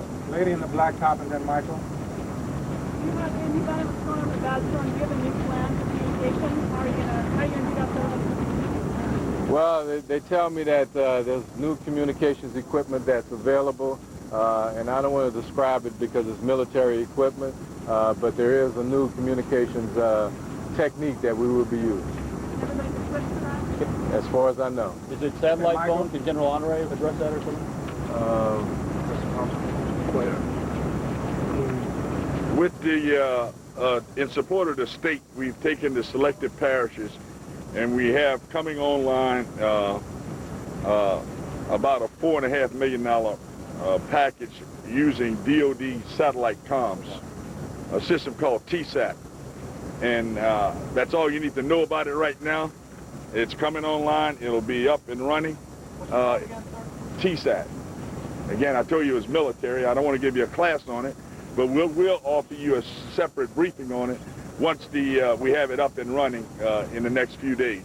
But it'll give us redundancy in satellite communications, so in case we have a repeat of Katrina that takes down all of the cell phones and the infrastructure, the landlines, this system will be operational. So we'll walk it out, we'll let you know about it, and we'll include it in one of the governor's briefs because it's a program that she requested that's being enabled by DoD. Over. Michael Hill, and then we're going to start with the people sitting in the front here. Would someone walk us through the evacuation process at this point? Where are the buses? How do we evacuate? Find out where the buses are? How do they get on the buses and where do they go? Oh, it's going to be a state. For the city. Are you talking about for the city? Yes, the city. As far as, what was your question? I'm sorry. At this point, where are the buses? How do we evacuate get to the buses? How do they find out where they are and how do they get out of the city? Well, the buses are basically staged, and we're trying to get everyone to a central point. The point that people have been going to that's most recognizable is the convention center. And we have taken 2 bus loads of people out thus far. How they're getting the word, we're out in the community. They're telling people that there's an evacuation order in place, as well as the radio and the TV coverage. So when they get there, they just stand outside because they can't go in the convention center? What happens? Well, as soon as they get there, we're picking them up. Wait, now, you just said you're not in the convention center business. I'm saying we're not inside the convention center. The convention center is a place where people are accustomed to going to evacuate. And that looks like that's the place where they're going. Let's limit the follow-up so we can get to everybody. Strictly enforce the evacuation tomorrow. What does that mean? We have to determine exactly where the storm is going. I am telling you, based upon the storm threat, we will start to strictly enforce the evacuation process tomorrow. And Mr. Mayor, let's go back because I can see right now we're setting this up that he said, we said. Right. We are not going to go by order of the mayor and the governor and open the convention center for people to come in. There are buses there. Is that clear to you? Buses parked. There are 4,000 troops there. People come, they get on a bus, they get on a truck, they move on. Is that clear? Is that clear to the public? That's not your business. But General, that didn't work. Wait a minute. No, it didn't work the first time. This ain't the first time. Okay? If we don't control Rita, you understand? So there are a lot of pieces of it that's going to be worked out. You got good public servants working through it. Let's get a little trust here because you starting to act like this is your problem. You are carrying the message. Okay? What we're going to do is have the buses staged. The initial place is the convention center. We're not going to announce other places at this time until we get a plan set, and we'll let people know where those locations are through the government and through a public announcement. Right now, to handle the number of people that want to leave, we've got the capacity. You will come to the convention center. There are soldiers there from the 82nd Airborne and from the Louisiana National Guard. People will be told to get on the bus, and we will take care of them. And where they go will be dependent on the capacity in the state. We've got our communications up, and we'll tell them where to go. And when they get there, they'll get a chance, opportunity to get registered, and so they can let their families know where they are. But don't start panic here, okay? We got a location. It is in the front of the convention center, and that's where we will use to migrate people from. General Honor, into the system. we were told that Berman Stadium on the west bank would be another staging area. Are you using that yet or not? Not to my knowledge. Again, current place, we just told you one time, is the convention center. Once we complete the plan with the mayor and as approved by the governor, then we'll start that in the next 12 to 24 hours. And we understand that there's a problem in getting communications out. That's where we need your help. But let's not confuse the questions with the answers. Buses at the convention center will move our citizens for whom we have sworn that we will support and defend. And we'll move them on. Let's not get stuck on the last storm. You're asking last storm questions for people who are concerned about the future storm. Don't get stuck on stupid, reporters. We're moving forward. And don't confuse the people, please. You're a part of the public message. So help us get the message straight. And if you don't understand it, maybe it confuses to the people. That's why we like the follow-up questions. But right now, it's the convention center and move on. Can you just understand a little bit more about why that's happening this time, though, and did not happen last time? You are stuck on stupid. I'm not going to answer that question. We got to deal with Rita. This is public information that people are depending on the government to put out. This is the way we got to do it. So please, I apologize to you, but let's talk about the future. Rita is happening. Right now, we need to get good, clean information out to the people that they can use. And we can have a conversation on the side about the past a few months from now. Okay? Okay, do we have a question down here on the floor? Do you have a question there? I'm sorry, can't hear you.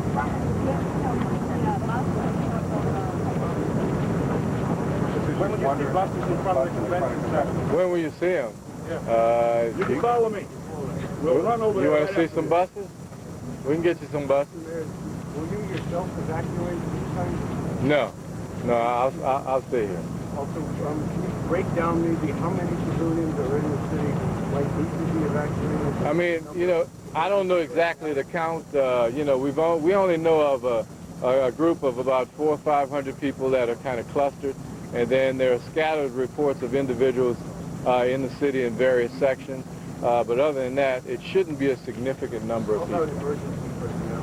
Well, I don't have a count on that, but it's probably a couple of hundred. Let's go to the lady right there. Even as the mayor of New Orleans and the governor of Louisiana and the military personnel on the scene have been briefing reporters on the preparations in the Gulf Coast, preparations for Hurricane Rita, the National Hurricane Center in Miami at the top of this hour announced that its official forecast now takes Rita to a Category 4 hurricane status by 2 p.m. tomorrow afternoon, 2 p.m. Eastern, as it begins to move across the Gulf of Mexico. Some perspective, a Category 4 hurricane is what Hurricane Katrina was when it finally landed in Louisiana and Mississippi and Alabama. Winds between 131 to 155 miles per hour. That's a Category 4 hurricane by the end of this week. By Friday, late Friday, Saturday, by this weekend, this hurricane, Rita, expected to land somewhere along that coast, whether it's Texas or Louisiana. People are beginning to make preparations. We're going to digest this breaking news, what we've just heard from the mayor, the governor, General Honore, Vice Admiral Allen, much more of our coverage here in the Situation Room right after this.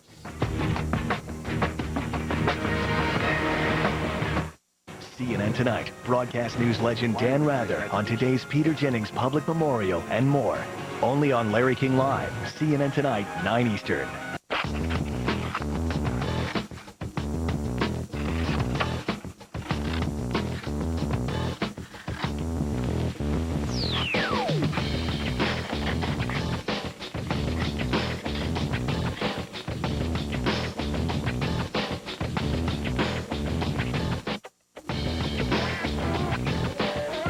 What you wish you could do in real life, now you can do at VX.com. Roadmap to the automotive world.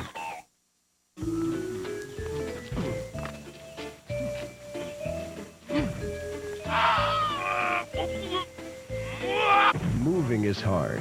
Having your cable installed is easy. Before you move, call Comcast and we'll get you connected to your new cable company. Sign here. Also sign here. Sign here. Initial there. Sign here. Sign here. Initial there. Initial there. Sign here. Moving is hard. Having your cable installed is easy. Call Comcast and learn how to get a valuable offer from Lowe's just for movers. Is America prepared for the next disaster? CNN Saturday night, 8 Eastern. All design begins with a single line. A line that challenges. A line that creates power, or control, or size. At Infinity, a line has been drawn.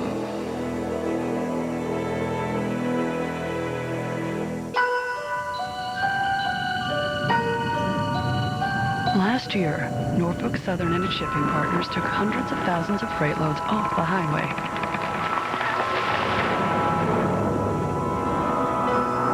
In fact, they've invested millions to convert even more traffic in the coming years. So it's easy to see how the economy won't be the only thing that benefits. Norfolk Southern, the future of transportation. It's time for the lending industry to change. That's why eLoan has consultants who don't make money based on the rate of the loan and has no lender fees. Those are some of the revolutionary ways we're changing the lending industry. eLoan. Radically simple. Be frugal. Be decisive. Be opportunistic. Be powerful. In other words, be extraordinary. Power E-Trade Pro, radically upgraded, and now with low pricing for stock and options trades. At E-Trade Financial, we keep challenging the ordinary to help investors be extraordinary.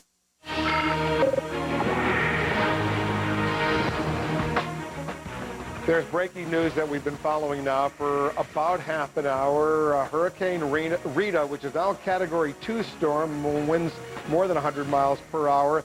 Expected by tomorrow afternoon, 2 p.m. Eastern, to reach Category 4 status. Winds of at least 130 to 140 miles per hour. Let's bring in our Jackie Jarris. She's following all of this from the CNN Hurricane Center. Jackie, John Zarella standing by. He's in the Keys. Dan Lothian is standing by. We'll get to them momentarily, but first update our viewers on what is going on with Rita.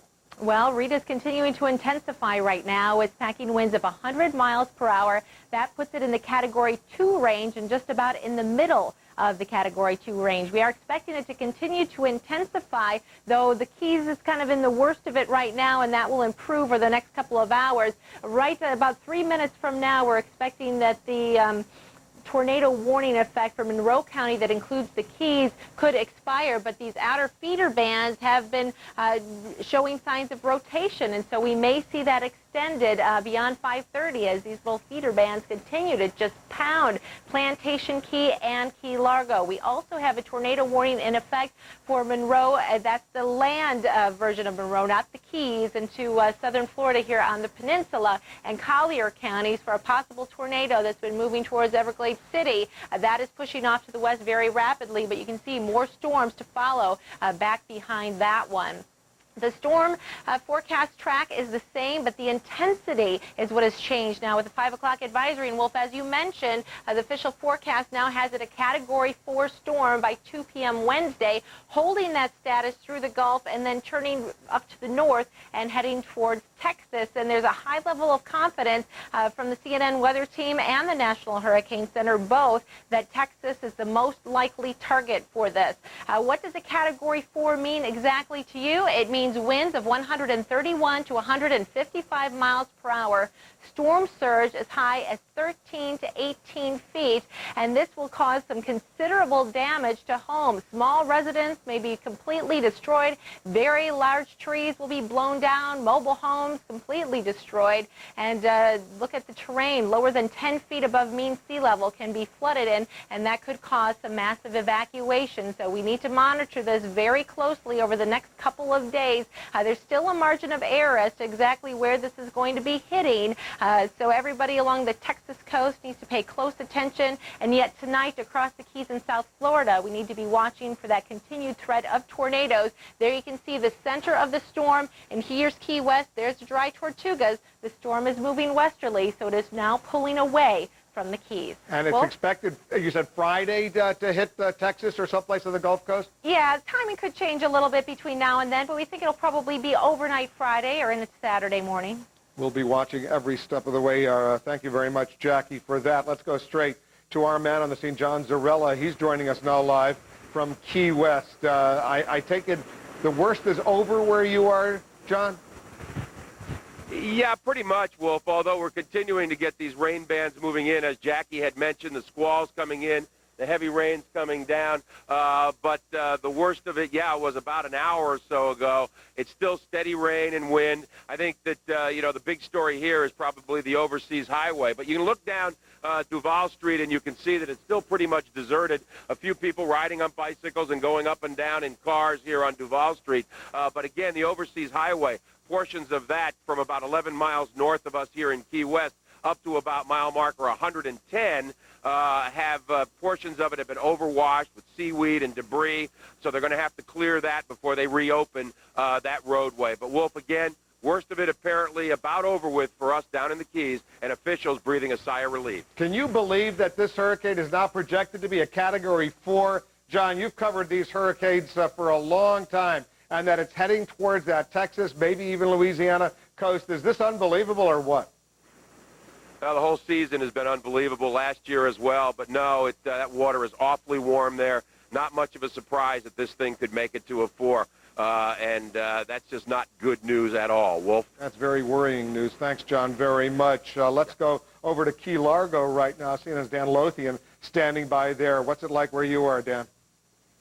Well, it's somewhat of the same situation here, where we continue to get the winds, a little bit of rain, and then it sort of calms down. Now the wind's picking up a little bit, but it does appear that the worst of it is over. We're on the Gulf side, where it's amazing that with the storm it's remained this calm. But what we're seeing from the wind, a lot of branches down, and of course these from the palm trees, not only along the beach here, but also along the road that comes through Key West from Homestead all the way down to Key West. The biggest problem, though, that we have seen has been localized flooding, not far away from here. In fact, south of here in Isla Mirada, we ran into a trailer park that had been flooded right on the ocean shore. It has been flooded with about 3 feet of water inside. Residents going back to find out that they have gotten some major damage from Hurricane Rita. Wolf? All right, Dan, we'll check back with you. Thank you very much. It's the difference between what could be happening versus what actually is happening right now in the Florida Keys. The Key West Mayor, Jimmy Weekley,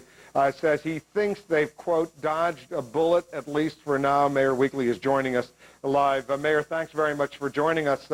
Looks like your signal is coming in and out, but can you hear me okay, Mayor? Yes, I can. All right, give our viewers a sense. Do you believe you dodged a bullet? Yes, most definitely. Just riding around now, it appears that we had more damage with Hurricane Dennis and Hurricane Katrina than we have had with this hurricane here. And we are very fortunate that we did not have the category of storm that they were talking about yesterday.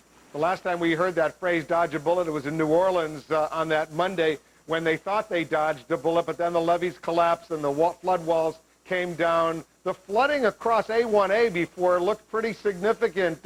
You've seen worse, though? Is that what you're saying? Yes, we have. You know, we had a lot more flooding during Katrina and also Hurricane Dennis this year than we have had so far with this storm here. So there are areas of the city that are flooded, but nothing to the amount that we thought we were going to have. What was the biggest problem, if any, that you had as a result then? It was the flooding. The biggest problem that we had was trying to convince people to stay off the streets. You know, there are some power lines down that we're concerned with of people, going around the city looking at different sites to see what they see. And we were concerned that any water that was on the ground, if there was a power line in it, someone walking around, it could cause a problem, or just people just in their cars. So That was the biggest problem that we had here, was convincing people they needed to stay in their homes during this event. Mayor Weekly, thanks very much for joining us. Mayor James Weekly is the mayor of Key West. He says they dodged a bullet there. Let's hope they do the same thing elsewhere in the United States. We're going to take a quick break. When we come back, we'll go live to the National Hurricane Center. That's coming up. We'll get the latest forecast for what is now projected to be a Category 4 hurricane. It's a Category 2 status right now.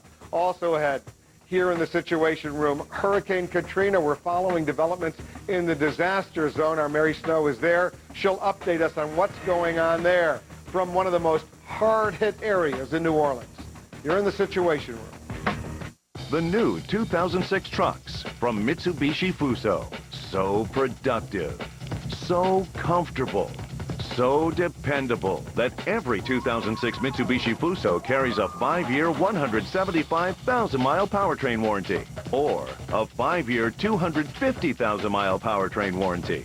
So, if you want the best medium-duty truck with the best warranty for your business, see your Mitsubishi Fuso dealer.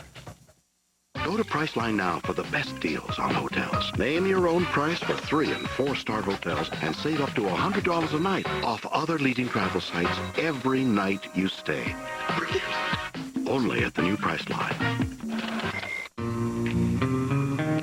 Is your daily face routine irritating the man in the mirror?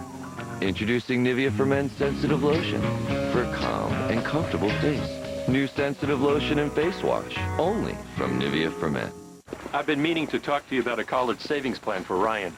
Well, the way the cost of tuition is heading, I'm not surprised. There are times in life when you could really use expert financial advice. For more than 145 years, Northwestern Mutual and its products have quietly earned a most enviable reputation. David!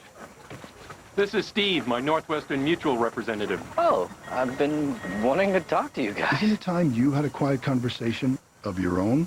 Northwestern Mutual Financial Network. The Quiet Company. When you realize how often water touches your family's life, you discover just how important healthy, great-tasting water is. Only Pure has a 3-stage filter. Stage 1 filters sediment. Stage 2 reduces contaminant. And Stage 3 filters over minerals. Pure is available in faucet mounts and pitchers. No one delivers great-tasting water quite like Pure. Closed captioning hours on CNN, sponsored in part by Freedom, the one-application hemorrhoidal cream. Freedom, the only one-application hemorrhoidal cream. Freedom, the only one-application hemorrhoidal cream. Freedom, the only one-application hemorrhoidal cream.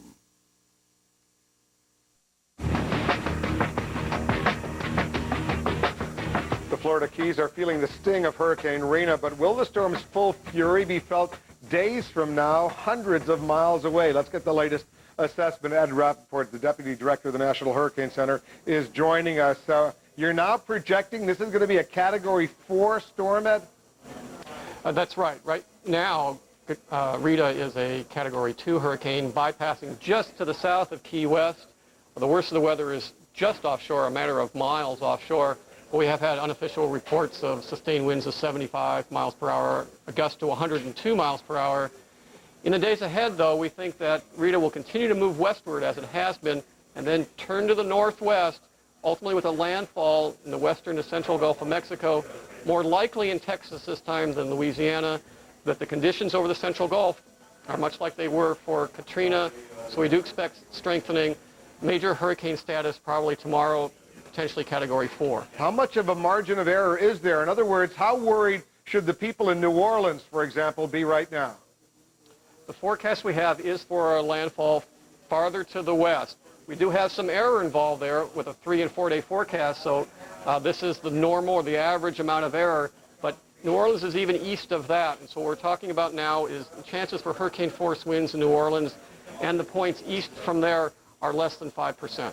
Well, but as far as hurricane winds are one thing, but they, given the nature of their levees right now and the flood walls, they've tried to rebuild them with these sandbags to a certain degree. They're worried about significant rain and what that could do in terms of breaking those flood walls and levees once again. Are they going to get some significant rain?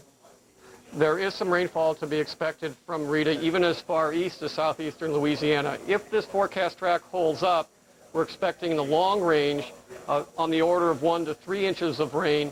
Of course, the details are going to be hard to know right now, but we'll find out more, of course, in the next couple of days to see if the track moves over or if the storm expands at all. Right now, you projected hitting sometime on Friday or overnight Friday, Saturday, but it could slow down or speed up as it moves across the Gulf of Mexico. Yeah, everyone has to understand that forecasts 3 and 4 days out have quite a bit of limitations, and there's some uncertainty here. So not only can the track move to the right or to the left, but it can also speed up or slow down a little bit, as you're saying. And our greatest challenge is actually in the intensity forecasting Category 4, but we have significant errors occasionally at those long time frames. We all remember that Katrina hit as a Category 4, but at one point, while it was going through the Gulf of Mexico, it went up to Category 5 status. What are the prospects of Rita eventually becoming a Category 5? That's possible, but hurricanes don't maintain that status very long, and the conditions as we approach the coast may not be quite so conducive for such an intense hurricane, much as they deteriorated somewhat for Katrina as well. Ed Rappaport, thanks very much for joining us. Thanks for the good work. As Hurricane Rita moves over the Florida Keys, some bloggers on the other side of the Gulf in Galveston, Texas specifically, are preparing for the worst.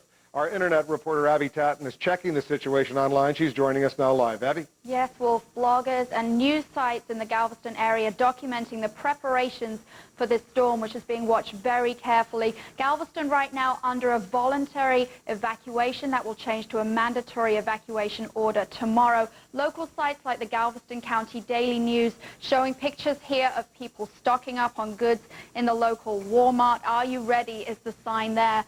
The Houston Chronicle has a website, HoustonChronicles.com, that has a Rita blog constantly updated with information for people south of Houston in the Galveston area, showing people preparing for this storm, boarding up their homes right now. The Norwood brothers here boarding up their home before leaving under this mandatory evacuation tomorrow. Local bloggers as well telling us what's going on. Libertiesblog.com reporting that there were lines at the gas stations last night. They have a hotel room booked themselves. They're saying that these hotels are booked up for 100 miles around. Another blogger who very much hopes to stay, this is Jim Siegler, who lives on his sailboat in a marina in Galveston. He very much wanted to stay and ride out this storm. He said he's ridden out 1 hurricane and 2 strong tropical storms already, but now that there is this mandatory evacuation order, he is probably preparing to leave as well. Wolf? Thanks, Abby, very much. Let's immediately go to CNN's Ali Velci. He's watching Rita as well. What are you looking at, Ali? Same perspective, actually.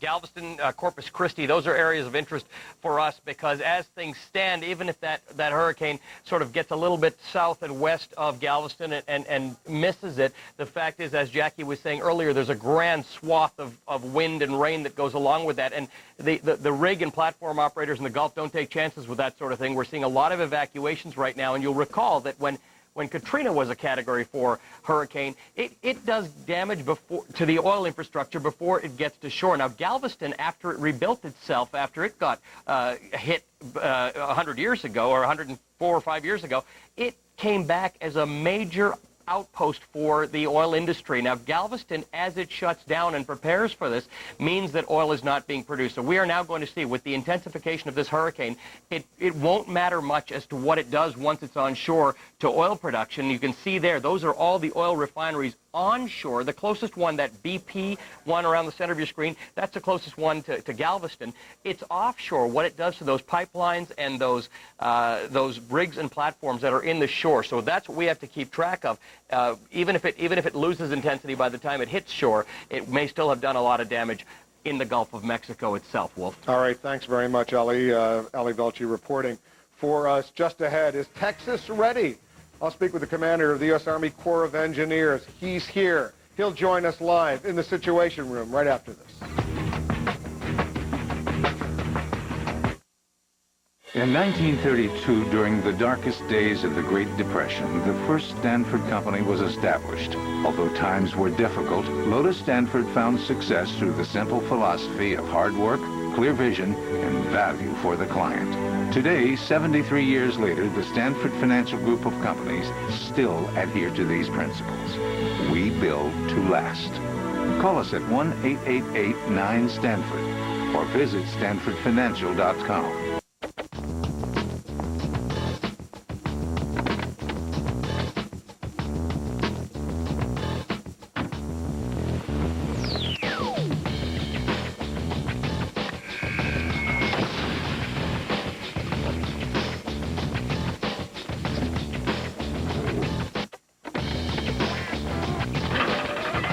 What you wish you could do in real life, now you can do at VX.com.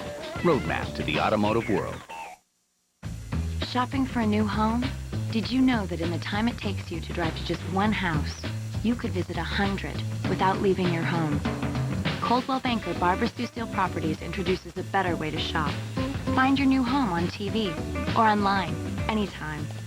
Hundreds and hundreds of dream homes are now just a click away. On Channel 15 or at cbsteel.com. Coldwell Banker Barbara Sue Steele Properties. Discover the joy of home shopping from home. Yo, what's up, baby? Want to learn some history? Check it out, check it out. I want your GED right here, guaranteed, Mom. Come on, check it out. The National Center for Family Literacy. Yo, I got your arithmetic right here. Because you can't get your GED on the street. Call 1-877-FAMLIT1 for free learning programs like GED and family computer classes. Educational videos, top quality, right here. The National Center for Family Literacy. The first step to a better life. Comcast. Focused on community. In 2000, help-wanted advertising for newspapers was an $8 billion market. In 2004, it was just over $4 billion. So where'd the money go? The answer is that fewer new companies were hiring. Companies became more productive with existing employees, and many business owners started advertising their jobs online. This change eliminated almost $3 billion a year in recruiting costs. Is your company ready to start saving too? I'm David Baston.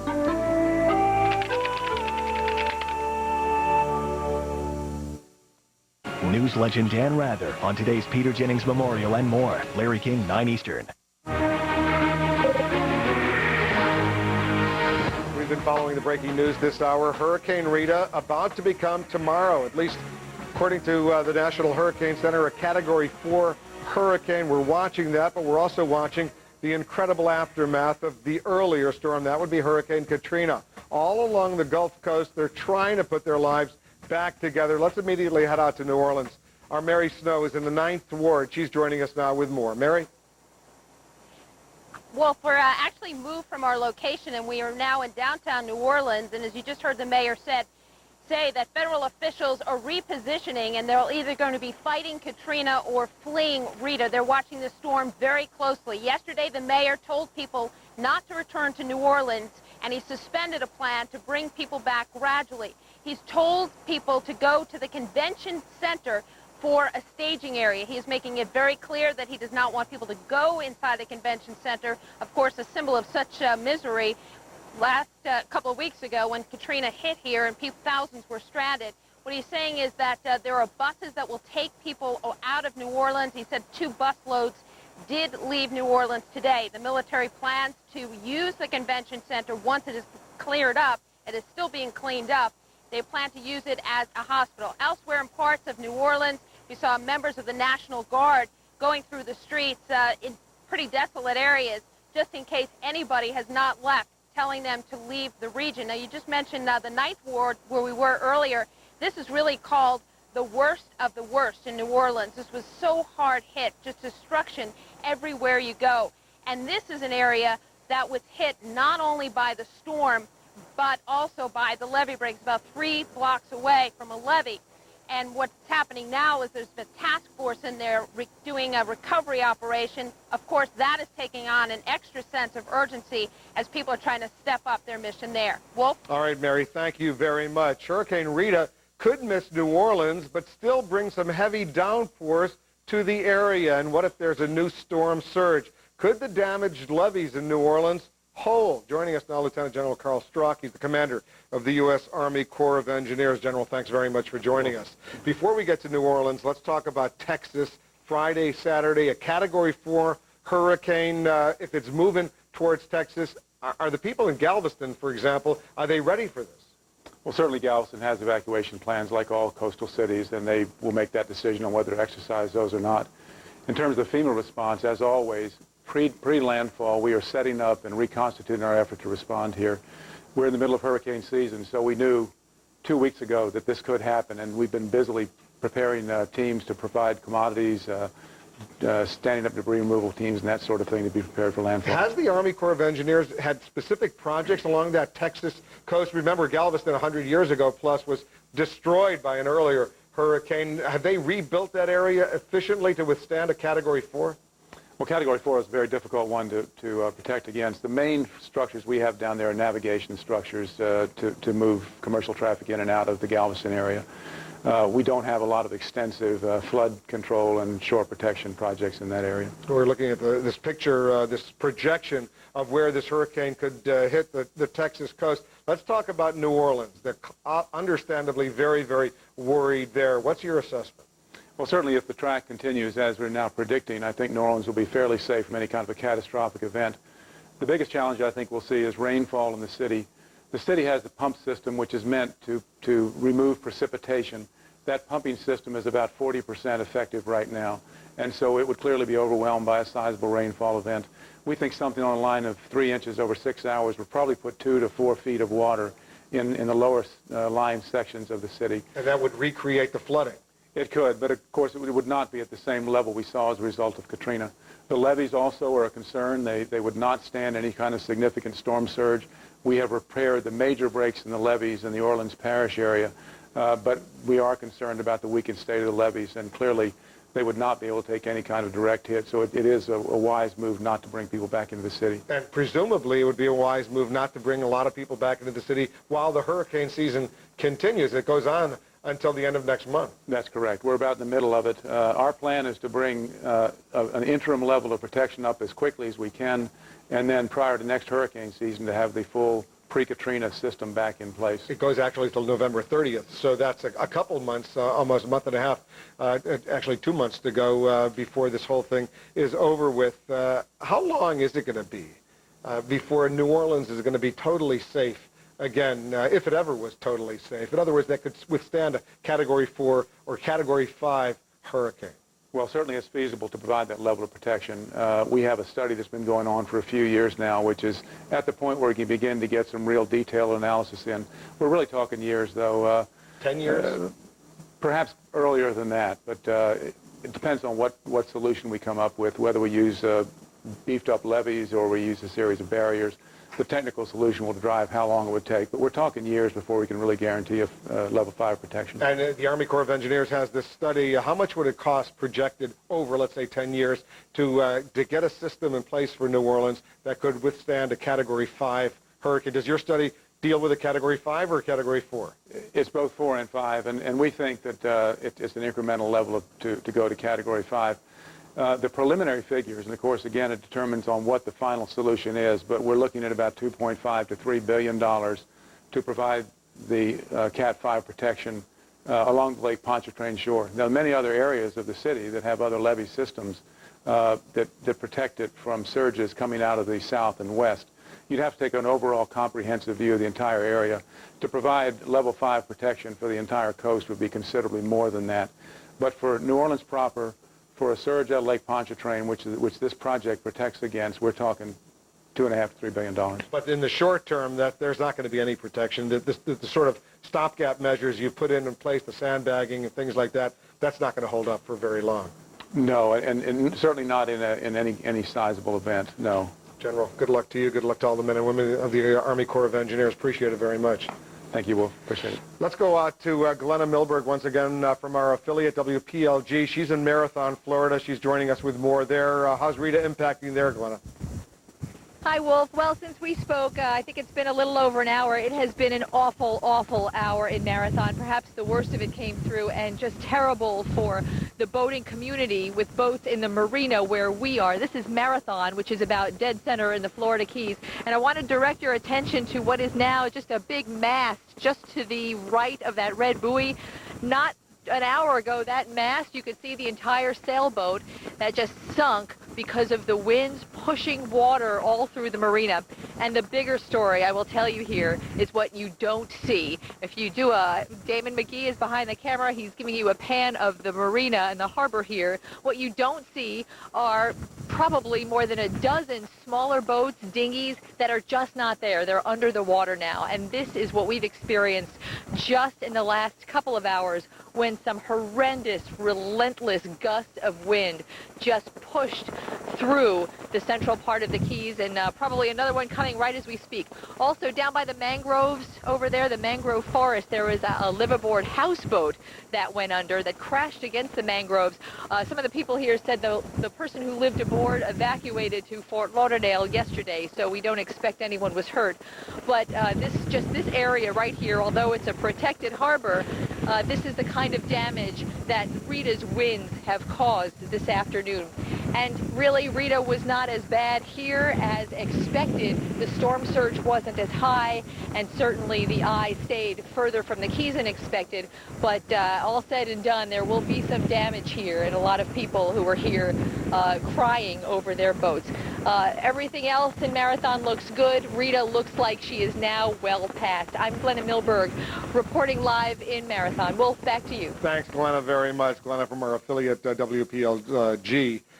Just ahead, is she the right woman for the job? President Bush tabs a close advisor to investigate what went wrong with the government's response to Hurricane Katrina. What do you think about that? Jack Cafferty standing by with your email right after this. Thomas Jefferson. His legacy includes the Louisiana Purchase and the Lewis and Clark Expedition. The Westward Journey Nickel series from the United States Mint commemorates the bicentennials at these events with a new likeness of Thomas Jefferson on the 2005 nickel, plus 2 new historic tail designs. The nickels are included in beautifully crafted silver-proof sets, a great gift idea for any occasion. To order, call 1-800-USA-MINT or visit www.usmint.gov. Vanilla first left Mexico in the early 1500s on ships headed for Spain. However, it wasn't until 1519 that the Spaniards learned vanilla was more than just a perfume. Mexico continued their vanilla... If the history of vanilla doesn't put you to sleep, maybe this will. New Tylenol PM and Soothing Vanilla Liquid relieves pain, isn't habit-forming, and leaves you refreshed in the morning.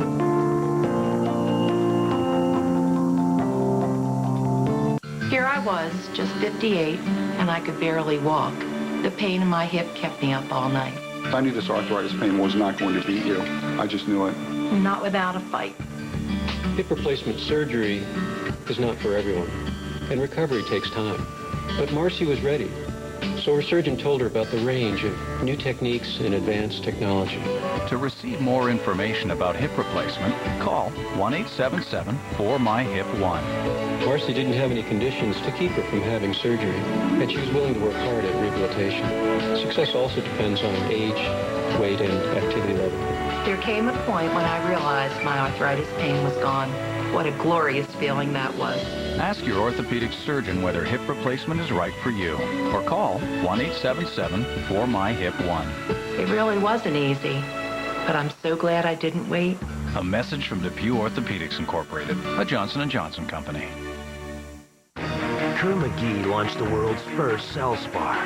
But what you can see is only the tip of the technology. Because Red Hawk pierces a mile of deep water, plus 2 miles more into the seafloor, to recover America's energy for Americans.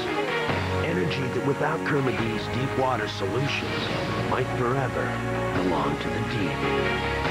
Nobody rules the deep water like the explorers of Kerr-McGee. Closed captioning provided by dermatologist recommended Sarna anti-itch lotion. Are you caught in a vicious cycle of itching and scratching? Get Sarna lotion. Soothing Sarna contains 2 medications to stop itch fast. Suffer no more. Get dermatologist recommended Sarna lotion. Jack Cafferty is joining us now from New York. He's been reading your email. What a situation room today, Jack. Busy place, huh, Wolf? President Bush has named his Homeland Security Advisor, Francis Townsend, to investigate what went wrong with the government's response to Hurricane Katrina. I guess they think everybody is going to say, gee, that's a great idea. The question we're asking, is the President's Homeland Security Advisor the right choice to investigate Hurricane Katrina? You can't even say this stuff with a straight face. Teresa in Petal, Mississippi, Bush appointing his Homeland Security Advisor to investigate her own department's bungled response to Katrina would be shocking. if it wasn't so tragically typical of this administration. It's like O.J. Simpson searching for the real killer when all he had to do was look in the mirror. Just how dumb do they think we are? Steve in Carlsbad, California writes, no one from the Department of Homeland Security can effectively investigate the Department of Homeland Security. The findings would always be viewed suspiciously, would not have credibility. We need an independent commission such as was formed to investigate the 9/11 failures. That is the only way the public will accept any report that's eventually issued. Ron in Manistee, Michigan, of course it's a great idea, just like having the tobacco industry do the studies on the health effects of smoking. Terry in Nebraska writes, what's not fair about investigating oneself? Congress votes on whether to give themselves pay raises. If the public continues to buy hook, line, and bobber whatever this president tells them, then they deserve what they get. And finally, Dave in Sioux Falls, South Dakota. Yeah, she's fine, and when there's an impropriety on my tax return, just tell the IRS I'll look into it and get back to them. Dave in Sioux Falls has got a good sense of humor. Yeah, he does. Jack, I'll see you tomorrow. Thanks very All right, much. partner. We're in the Situation Room every weekday afternoon from 3 to 6 p.m. Eastern. I'm Will Flitzer in Washington. Lou Dobbs tonight starts right now. Lou's standing by in New York. Hi, Lou. Hi, Will. Thank you. Good evening, everybody. Tonight, Hurricane Rita is storming across the Florida Keys. Millions of people in Florida are being lashed by powerful winds tonight. Some areas facing tornadoes. We'll have the latest for you from Florida and a live update from the National Hurricane Center. Hurricane Rita is gaining speed and power as it charges toward the Louisiana and Texas coast. New Orleans is making urgent preparations for the possibility of another highly destructive hurricane. We'll have a live report from New Orleans. And the federal government is creating more victims in the wake of Hurricane Katrina. Bush administration officials are rolling back more rules that protect American workers in what's quickly becoming a massive setback for American labor. We'll have that special report. This is Lou Dobbs for news, debate, and opinion tonight. Good evening. Tonight, Rita has strengthened to a Category 2 hurricane with sustained winds of more than 100 miles an hour. The National Hurricane Center upgraded the storm shortly after 1 p.m. this afternoon. The hurricane is lashing the Florida Keys with torrential rain and storm surges now. Governor Jeb Bush of Florida told residents who remain in the Keys that it is too late to evacuate and to stay where they are for their own safety. John Zarella in Key West will report on Hurricane Rita's charge across the Keys. Mary Snow in New Orleans will report on that city's preparations for what could be the onset of a major new hurricane. We begin with John Zarella in Key West. John? Lou, I guess the saving grace here has been that the storm remained to our south, about 50 to 60 miles offshore, keeping the core of those 100-mile-an-hour winds to the south of us. And the other saving grace, that it did not intensify as quickly as they had expected. So right now down here in Key West, this is Duval Street, Lou. You can see behind me, pretty much deserted down here on Duval Street. Some cars going up and down. We've seen that all day, people out looking around. But for the most part, 50% of the city of Key West, about 13,000 people, did evacuate, and that's a good percentage. Usually it's about 20-25%.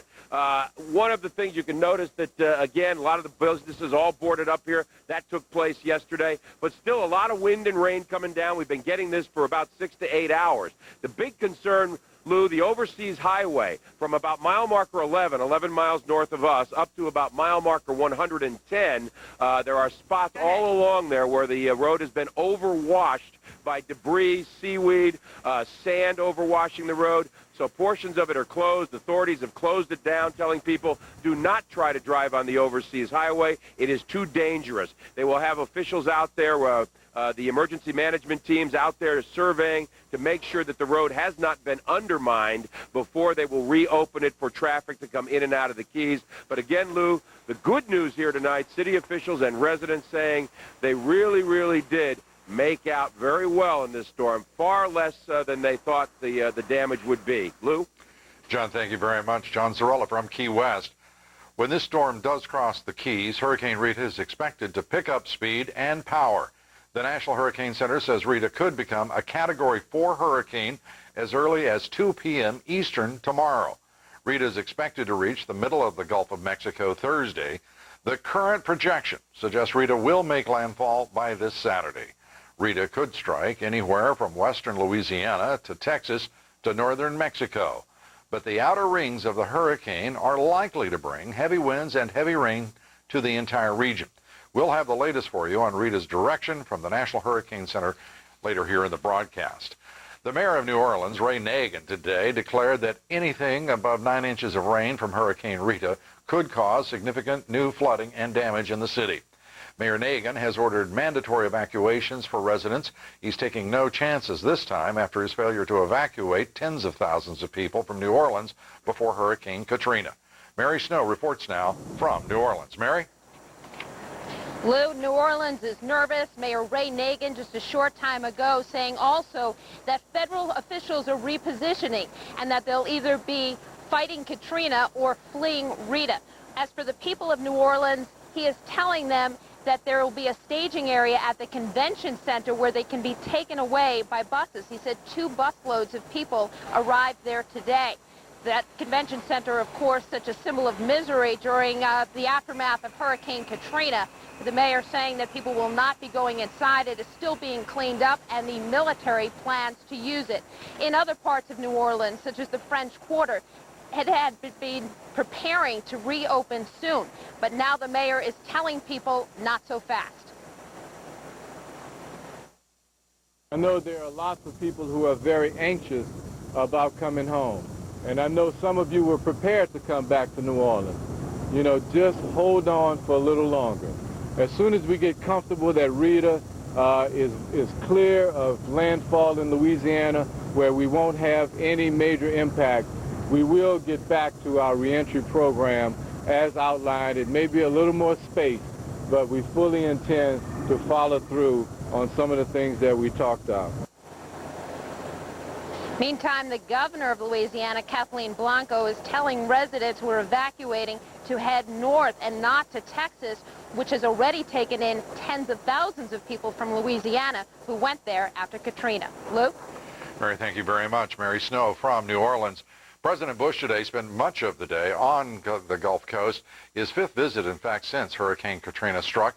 President Bush visited Gulfport, Mississippi, and again New Orleans, where he warned about the possible impact of Hurricane Rita. Been briefed on the planning for what we pray is not a devastating storm. But there's one coming, and I appreciate the mayor recognizing that, and he made a wise decision to say to people, you know, be cautious about returning here because a rain of any amount could cause these levees to break again. And President Bush is now on his way back to the White House. Some in the Bush administration appear to believe that paying prevailing wages, maintaining non-discrimination standards, and documenting workers' identities are all examples of what they term bureaucratic inefficiency or red tape. The Labor Department has now lifted a requirement for new government contractors on the Gulf Coast to file affirmative action plans. Critics say this adds to the victimization of workers who've already suffered as a result of Hurricane Katrina. Christine Romans reports. The Department of Labor says it just wants to cut down on paperwork so contractors can quickly rebuild the Gulf Coast. Critics say the administration is using the hurricane to dial back worker rights. Affirmative action programs are the way you make sure that people take the requirements seriously, that they think about them, and that they reach out into the minority community to hire people who they otherwise would overlook. So they can say that that's paperwork. It's what makes the law real. For at least the next 3 months, new contractors will not have to file an affirmative action plan, normally required for businesses with more than 50 employees. The Leadership Conference on Civil Rights called that, quote, particularly disturbing in the face of the dramatic inequities exposed by Hurricane Katrina. And the NAACP says the president could end up hurting the people he pledged to help.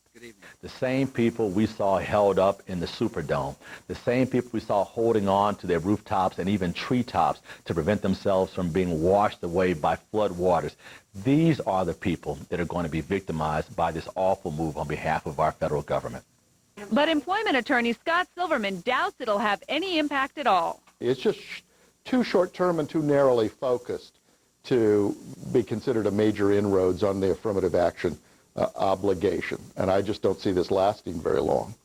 The affirmative action memo was written the day after the president suspended a 74-year-old law that requires contractors who win federal projects pay their workers the prevailing local wage, a wage in New Orleans that is already below the national average. And the Department of Homeland Security suspended document requirements for employers, paving the way for illegal aliens to win jobs over American citizens. With the billions of dollars of hurricane relief, many wonder why contractors and companies need incentives at all to get that business in the Gulf Coast. And New York Mayor Mike Bloomberg today pointed out that New York City rebuilt from 9/11 without cutting back worker protections. He says the best way to get quality work, Lou, is to pay for the labor and to make sure that employers have to follow every law on the books. It seems good counsel for a president or a mayor to follow the law of the land rather than waive it for any reason, particularly when it's easily argued that it's against the interest of those that it's intended to help. And in a late statement, the Department of Labor wants to make clear that this is just relieving employers from having to write a written plan. Affirmative action still is in effect. We should point out that many of these firms who will be doing the hiring are receiving very lucrative no-bid contracts. The concern seems to be split as between companies and the people they employ. Christine Romans, thank you. Still ahead here, as millions of people in Texas and Louisiana are bracing for the arrival of Hurricane Rita, we'll be going live to the National Hurricane Center for the very latest on the direction and the force of this storm. And lessons learned or not learned. A new controversy tonight about the appointment of inexperienced officials to top government jobs. A key law enforcement agency is at the center of this latest outrage. We'll have the special report next. Lou Dobbs Tonight is brought to you by the Sharp Digital Imager Series. All the productivity you want, all the document security you need. Sharp multifunction products transform the office by adding enhanced color to your documents. Then Sharp technology doubled your productivity by scanning two-sided documents in a single pass. Now Sharp's Data Security Kit is transforming the office again by preventing unauthorized access to information while keeping sensitive digital documents from falling into the wrong hands. The Sharp Digital Imager Series. All the productivity you want, all the document security you need.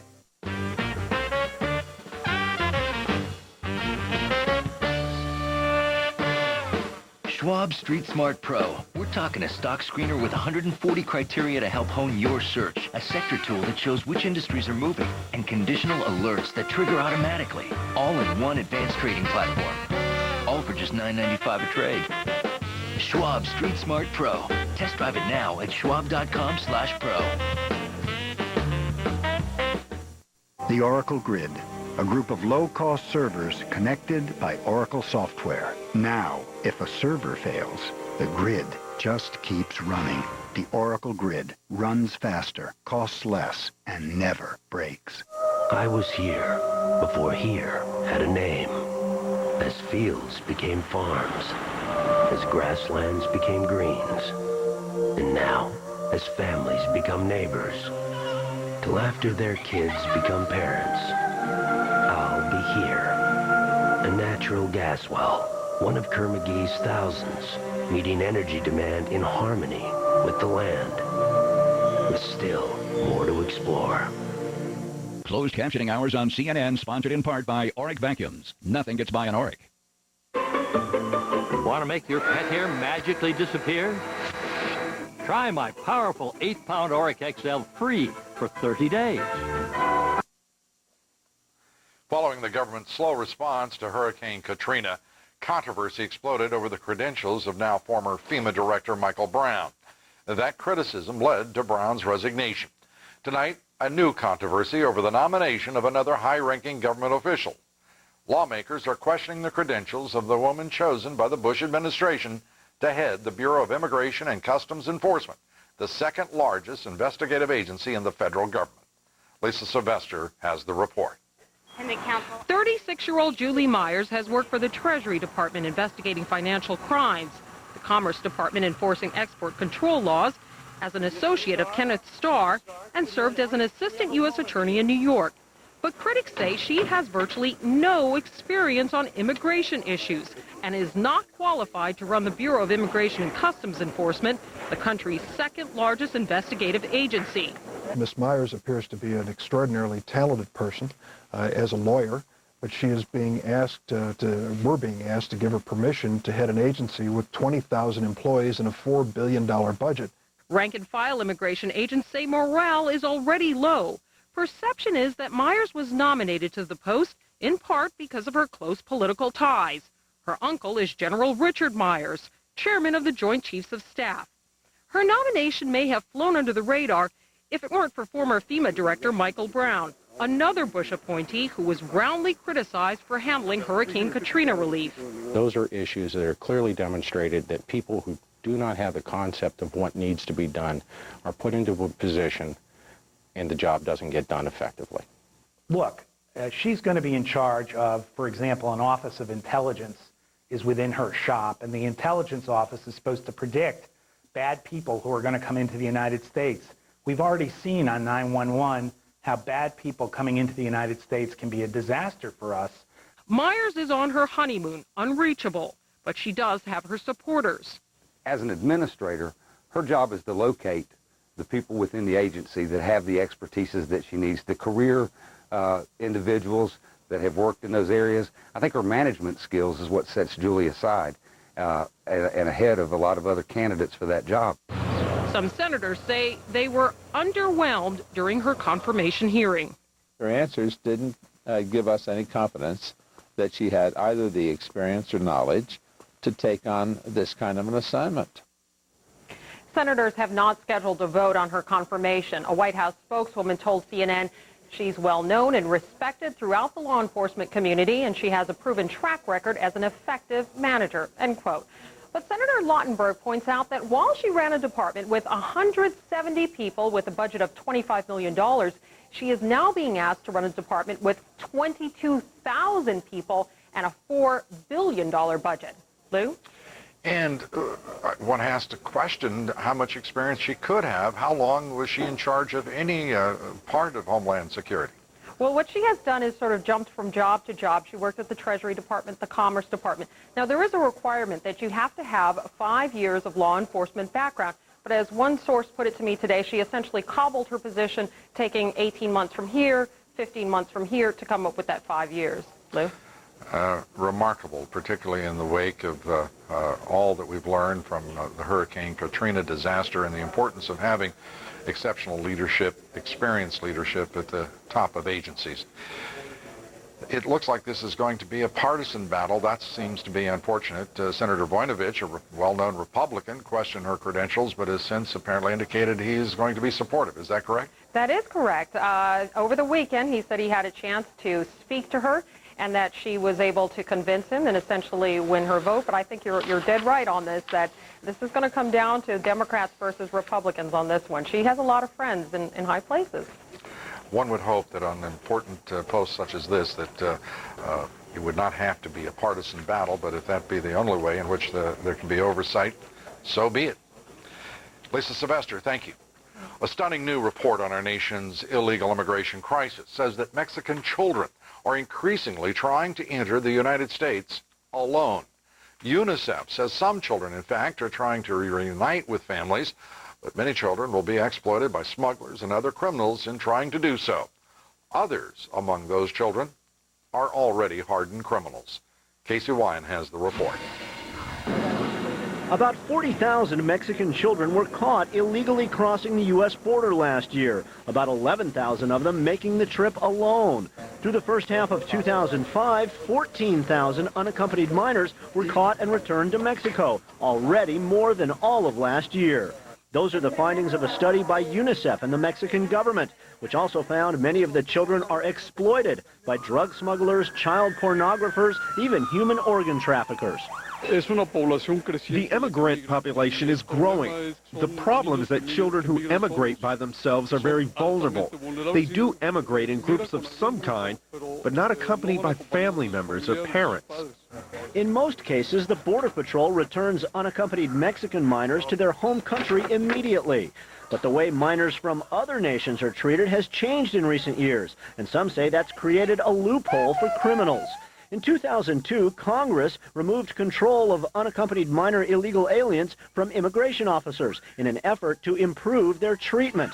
Now they're under the jurisdiction of the Health and Human Services Department's Office of Refugee Resettlement. Since then, the number of non-Mexican illegal alien children in ORR custody has tripled. Smugglers know that if they bring in kids that either are or claim to be unaccompanied by an adult, they go into this relatively easy social service bureaucracy that they have little trouble getting out of. They'll be handed over to relatives. According to a recent Center for Immigration Studies report, the policy has led to minors with head-to-toe MS-13 gang tattoos handed over to ORR for eventual release to individuals who are also illegally in this country. An ORR official doesn't deny that may have happened, but says all of the minors in its custody have been checked for criminal backgrounds by the Department of Homeland Security. Most unaccompanied minors apprehended by the Border Patrol are trying to join illegal alien relatives who've already settled in the United States. In the process, many are easy prey for criminals, and others get caught up in drug and alien smuggling themselves. All of this a consequence of the federal government's failure to secure our borders, Lou. A failure of the U.S. government, but in the case of Mexican children, the failure of the Mexican government to do anything at all to police its border. Absolutely, and UNICEF pointed that out in their report that both the U.S. and Mexican governments are not doing enough to safeguard the well-being of these children who've been caught up in this smuggling. Lou? It is amazing what simply putting forward an effort at securing our borders would do to the benefit of all concerned. Right. Casey, thank you very much. An alarming report. Casey Wyant, there are calls tonight from within the Republican Party to secure our borders.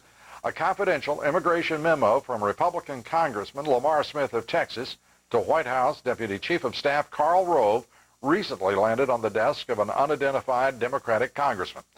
In that memo, obtained by the website rawstory.com, Congressman Smith urged Karl Rove and the White House to immediately secure our borders. He said the majority of Americans, including Democrats and Hispanics, feel illegal immigration is a serious problem, and by a 2-to-1 majority, oppose a guest worker program that would allow illegal aliens to stay in this country. Smith also said, quote, enforcement of immigration laws, current and new, should come first to satisfy the increasing demand for border security. Still ahead here, North Korea is proving once again that nothing it says can be trusted, and those diplomats who do trust the North Koreans are fools. A special report on North Korea's latest lies, and Hurricane Rita slams into Key West and heads into the Gulf of Mexico. We'll have a live report for you from the National Hurricane Center on what increasingly looks like a dangerous storm. CNN Primetime tonight at 7. Questions continue to surface in the aftermath of Katrina. New Orleans residents told to come back, then leave. Is the mayor's about face because of Rita or pressure from the government? Plus, Anderson is live from the Gulf Coast with a look at the severe risks should Rita hit Louisiana. CNN tonight, 7 Eastern. Sprint Business is reinventing the yes man, turning the yes man into someone who can work from almost anywhere. And now that Sprint and Nextel have come together, you can work in and out of the office more efficiently, the way 96% of the Fortune 1000 already do. So if saying yes from just about anywhere with speed and confidence makes me a yes man, I'm a yes man. With Sprint Business, you can make just about any place a workplace. Yes, you can. Be smart. Be powerful. Be frugal. Be strong. In other words, be extraordinary. Power E-Trade Pro, radically upgraded and now with lower options pricing. At E-Trade Financial, we keep challenging the ordinary to help investors be extraordinary. What cooks like butter, spreads like butter, and has a fresh dairy taste like butter without the cholesterol and high saturated fat? Smart Balance Buttery Spread. Smart Balance just received another Best Taste Award and is endorsed by professional chefs. It's the only spread with a patented balance of fats to help increase HDL good cholesterol and avoids trans fat naturally, not artificially as some spreads do. Smart Balance. You're going to love that buttery taste. After Katrina, is America ready for the next disaster? CNN Saturday night. We travel across the country and find out, is America prepared? CNN Saturday night, 8 Eastern. Let Empire Glass replace your cracked windshield, and we'll give you 24 free dinners to Sherry's Restaurants, where you'll enjoy great food and delicious pies all day, every day. And we offer free mobile service to your home or office. So for the highest quality windshields and 24 free dinners to Sherry's, call Empire Glass today at 503-251-9881. And remember, when you think glass, think Empire. Movies give us unforgettable pieces of time. Brilliant line of dialogue. Well, that's very nicely put. A slight gesture that makes a character real. There's really no such thing as an old movie, just wonderful pictures you haven't seen yet, waiting to be discovered. The Essentials, with me, Peter Bogdanovich, Saturdays at 8 p.m. Eastern, with an encore Sundays at 6 p.m. Eastern, only on Turner Classic Movies. News legend Dan Rather on today's Peter Jennings Memorial and more. Larry King, 9 Eastern.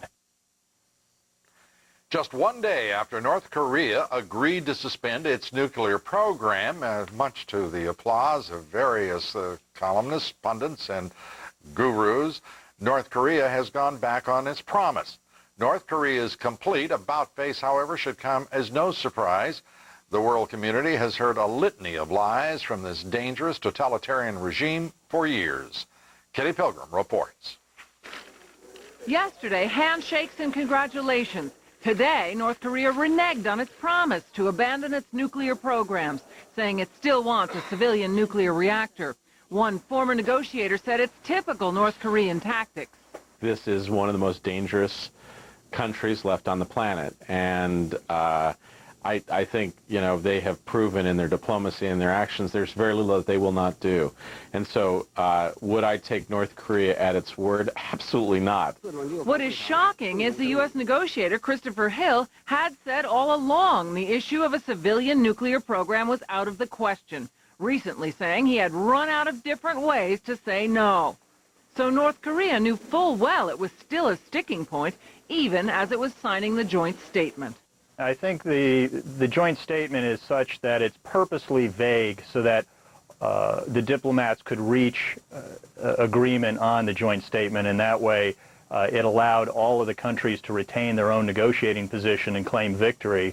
But today, U.S. Secretary of State Condoleezza Rice refused to let North Korea derail the process.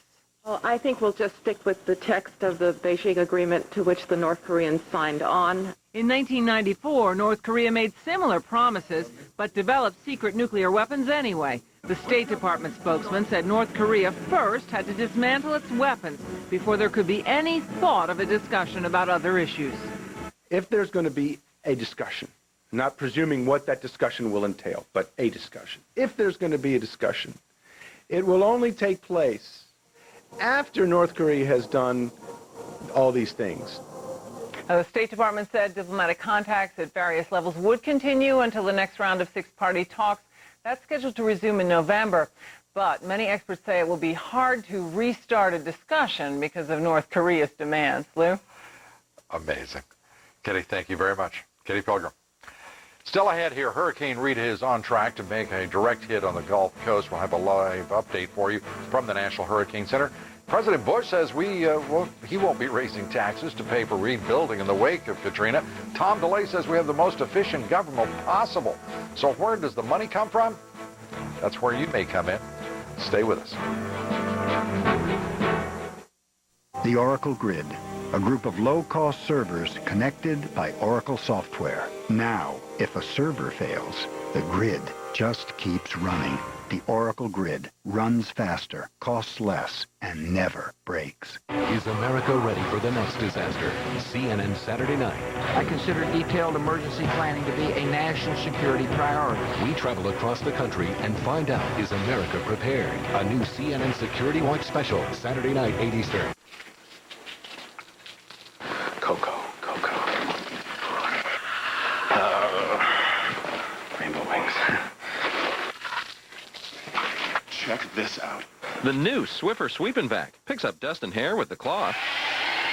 Big stuff with the vac. Better than a broom and dustpan. Is that amazing? For what? Let me try that. No. The new Swiffer Sweepin' Vac. Stop cleaning. Get Swiffer. Go online for a money-saving coupon. Fine. My flipper.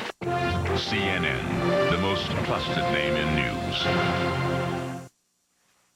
Thousands of residents in the Florida Keys left their homes as Hurricane Rita, now a Category 2 hurricane, barreled toward the Gulf Coast. The storm is passing now just 50 miles south of Key West, moving into the southeastern Gulf of Mexico. Winds sustained up to 100 miles an hour. Dan Lothian reports now from Key Largo, Florida. When you mix a powerful storm surge and a high tide, this is what can happen. Once it came over the seawall, I'd say in 15 minutes it started waking, had 1-2 foot chop. An oceanside mobile home park in Isla Mirada, just off Highway 1 near Key Largo, pounded by Hurricane Rita, yes, everything's flooded, is swamped by the rising waters. John and Jackie Hanna returned to their home to survey the damage after evacuating on Monday. We were staying up at a condo up the road. We got out to get someplace a little bit higher. About 10:30, I guess, our friends called us. Said it really came up fast. Firefighters waded through the park, going door to door, searching for anyone who might be stranded. Most here had apparently heeded the mandatory evacuation order. And then, but not Gary Manning. He had decided to ride out the storm.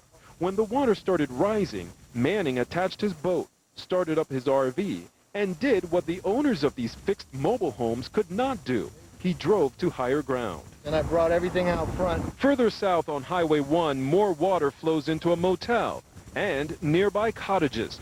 Hurricane Rita intensifying, leaving plenty of water damage in its wake. And damage expected as it advances across the Gulf. Dan Lothian reporting from Key Largo. Air Force One with President Bush aboard has just landed at Andrews Air Force Base outside Washington, D.C. President Bush spent the entire day on the Gulf Coast surveying hurricane recovery efforts in Gulfport, Mississippi. He stopped there as well as New Orleans. This is his 5th trip to the Gulf Coast since Hurricane Katrina hit.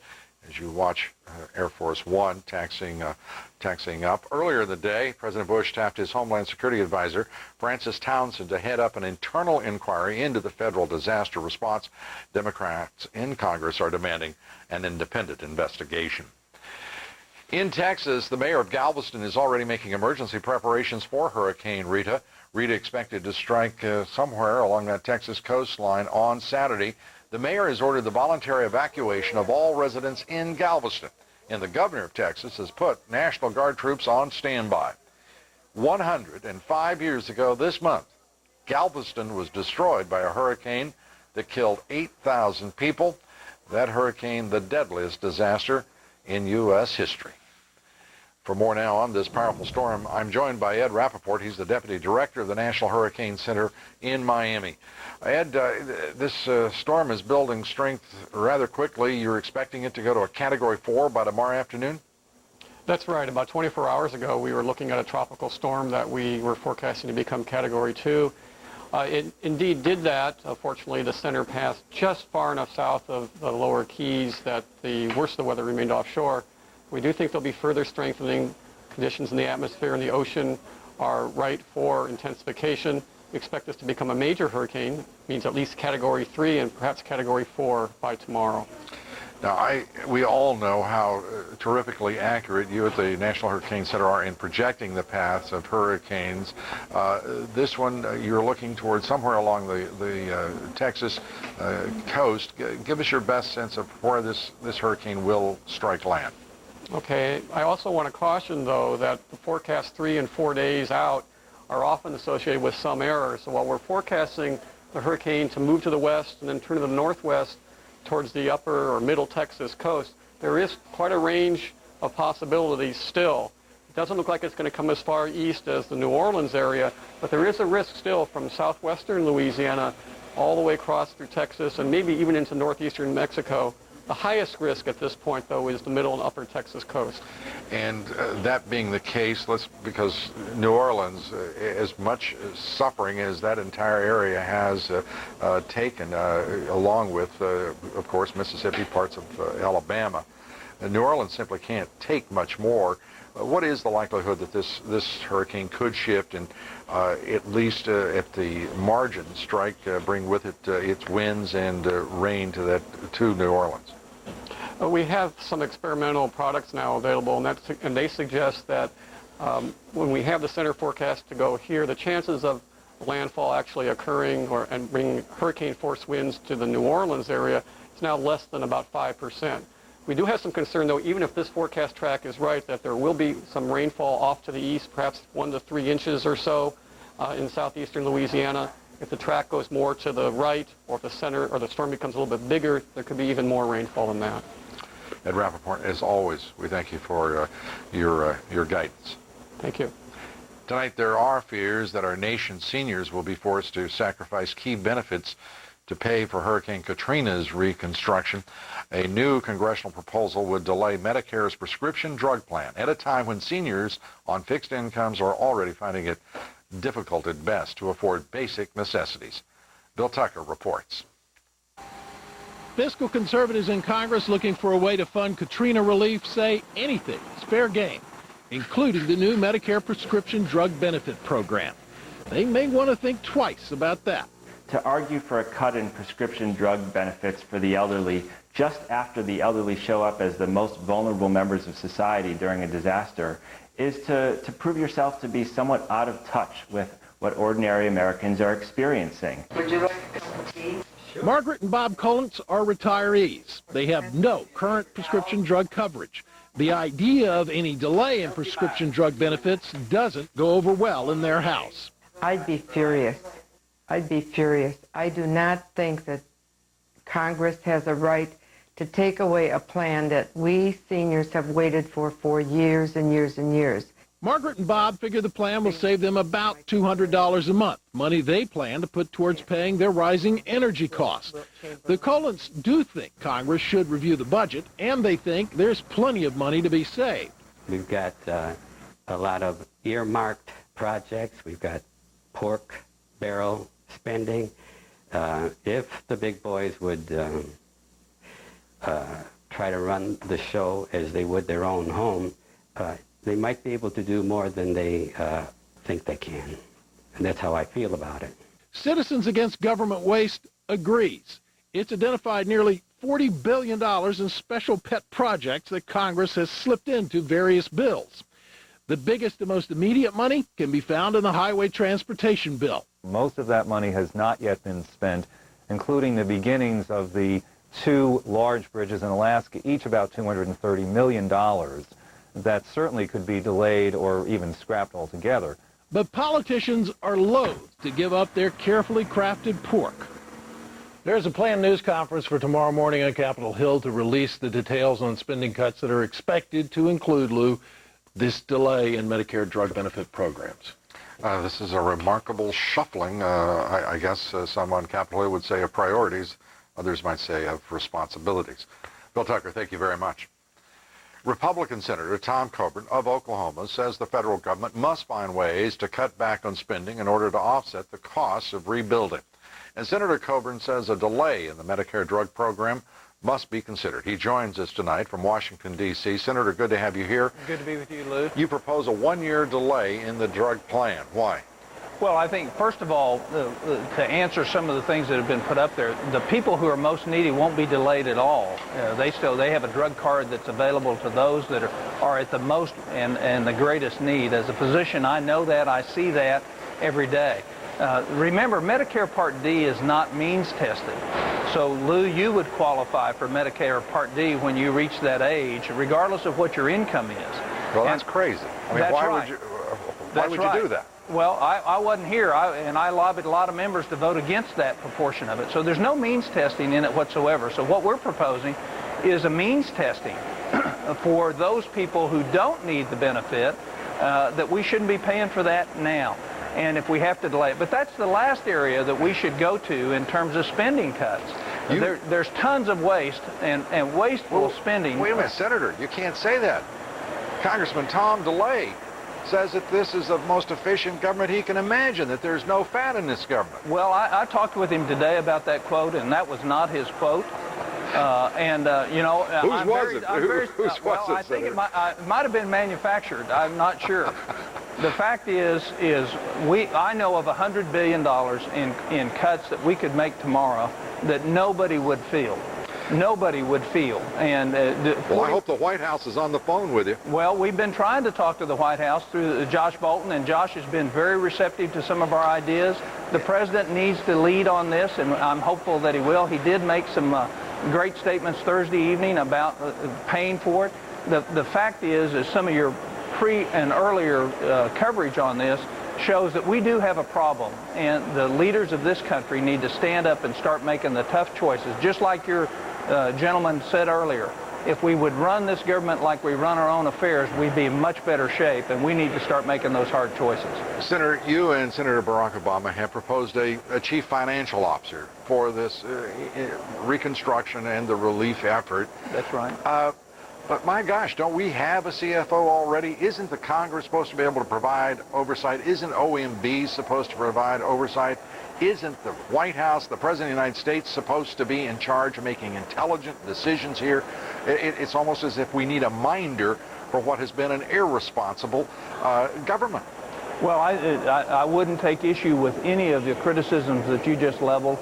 We're talking about at least $100 billion that's going to go out of the door very, very fast. And the history is that too often that helps those helping the people who have need rather than helping those who truly have need. And the idea behind this is to give somebody the power to do it ahead of time, before the money's spent. There's no question Congress will do the oversight on it. But we did the oversight on the last hurricane, and we found tremendous waste. And so what needs to happen is we need an experienced executive working for the president that these agencies have to get clearance for before they spend major dollars of the taxpayers' money that's very limited supply now, before we waste the first penny. And remember, all this money we're talking about right now isn't our money, it's our grandkids' money. Yeah, and it's a lot of folks need a lot of help along the Gulf Coast.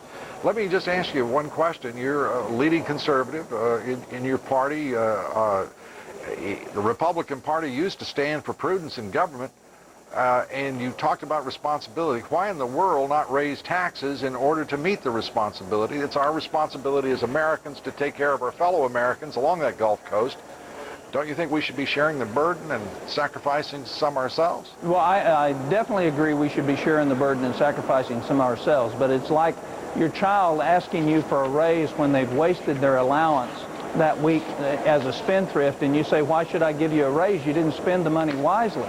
So I will support tax increases after the federal government trims down its waste, and there's tremendous amounts. And it is wrong to raise taxes on anybody in this country until we're running this government efficiently. Senator Tom Coburn, thank you very much. Lou, pleasure to be with you.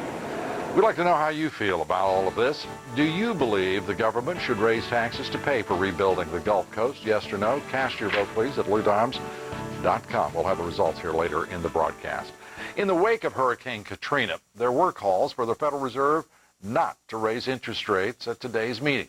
But the Fed chose to raise interest rates by 1/4 percentage point to 3 3/4%. That is the highest level in just about 4 years. The Fed defends its decision, its 11th straight increase, saying the storm will not hurt the economic growth in the long term. Meanwhile, Treasury Secretary John Snow says Hurricane Katrina may push some parts of the president's domestic agenda to the back burner, including efforts to make the administration's tax cuts permanent. When we continue, will Hurricane Rita alter plans to reopen the Port of New Orleans? I'll talk with a man who will have to make that decision. And protecting the borders is not just a problem in this country. I'll be joined by a former Marine captain who says it is crucial to seal the borders of Iraq and to eliminate the false choices that surround the debate about our Iraq policy. Stay with us. With more and more ways to communicate, how do you make faster connections, stronger papers, brighter inks, and electronics that are smarter, smaller, more energy efficient, and easier to use? By using the right chemistry. Improving the things we all need is a goal worth talking about, and it's ours. Dow. Living. Improve daily. Be powerful. Be creative. Be focused. Be different. Be daring. Be shrewd. Be fearless. Be opportunistic. Be smart. Be fast. Be patient. Be diligent. Be independent. Be sure. Be committed. In other words, be extraordinary. Be Trade Financial with low-cost stock trades, mutual funds, ETFs, and IRAs, plus ATM refunds nationwide at all banks. We keep challenging the ordinary to help investors be extraordinary. Who would ever think that the waste we generate would generate support for local events? The same people who lead the way in recycling nationwide and who conduct educational programs for our children. We're Waste Management. Working with local leaders, we're developing smart, earth-friendly landfill properties that serve the community in unexpected ways. From everyday collection to environmental protection. Think green. Think Waste Management. Honey, let's talk about smoking. I know someday someone might offer you a cigarette, and I know you'll be tempted to try it. And even though it may not be easy, say no. If they don't make you look cool and they don't make you look older, when you're ready to talk, I'll listen. It's never too early to talk to your kids about smoking. Go to keepkidsfromsmoking.com to learn more about Lorillard Tobacco Company's Youth Smoking Prevention Program.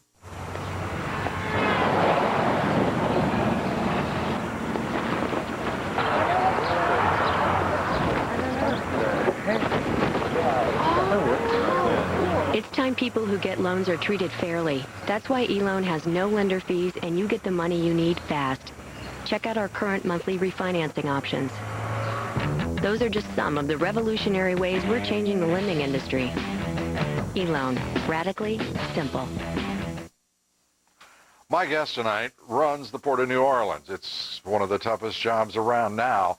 Of course, the port suffered extensive damage in the hurricane. And this gentleman hopes to have that port up and running within the next 6 months. But right now, he's facing the threat of another hurricane. Joining me now from New Orleans, Gary Lagrange. He's president and CEO of the Port of New Orleans. Gary, you've been through a lot, but what are you expecting now from Hurricane Rita? Well, Lou, we had a lot of momentum going. You know, we received our first commercial vessel, the Lights Flyer, just last week, and was able to demonstrate to the world that we're open for business, all of our customers around the world. We've got actually 12 to 14 ships lined up before October 1st with steel, granite, container vessels coming in from all the far reaches of the world. And we're told now tomorrow that there's probably a mandatory evacuation of the city. So I don't know what we're going to do with these ships. I don't know if we're going to be able to get them in or not. We're not wishing any ill will on our neighbors, but we'd just like to see Rita go away somewhere to some place where nobody lives or resides.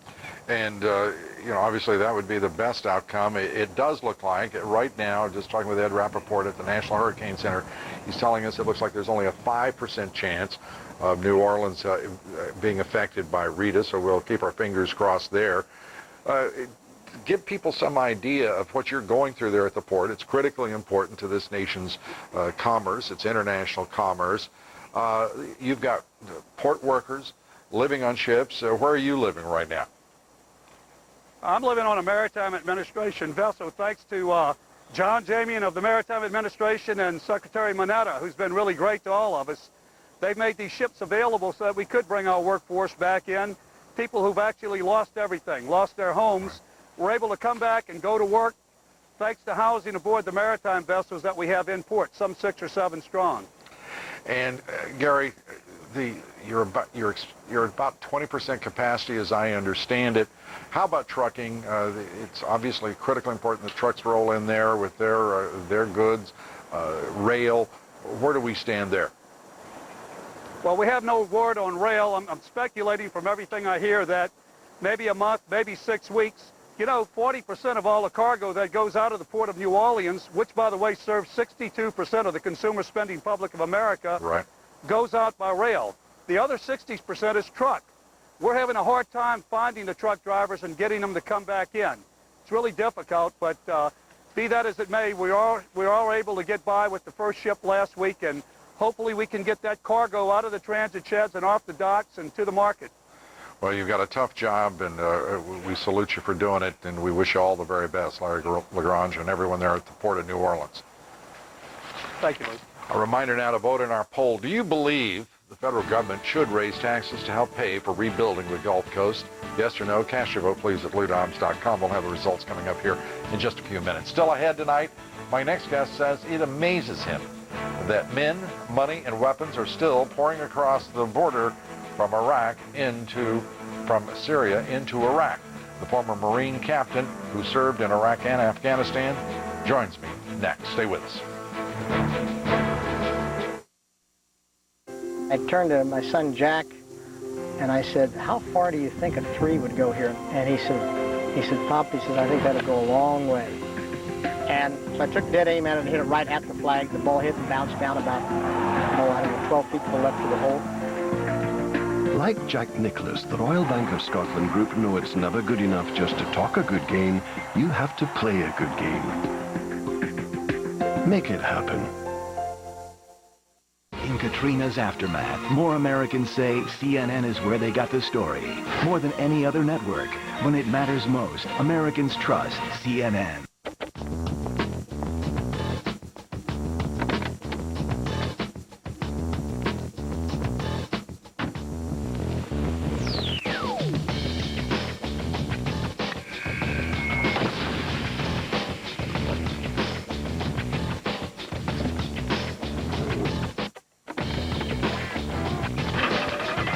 What you wish you could do in real life, now you can do at VX.com. Roadmap to the automotive world. I can't seem to find the book Into the Mist. What if everyone had the same level of service as Northwest Community Credit Union? Sorry, we're all out, but we do have the author. It was a cold, dark night. One tall, extra hot, no foam latte.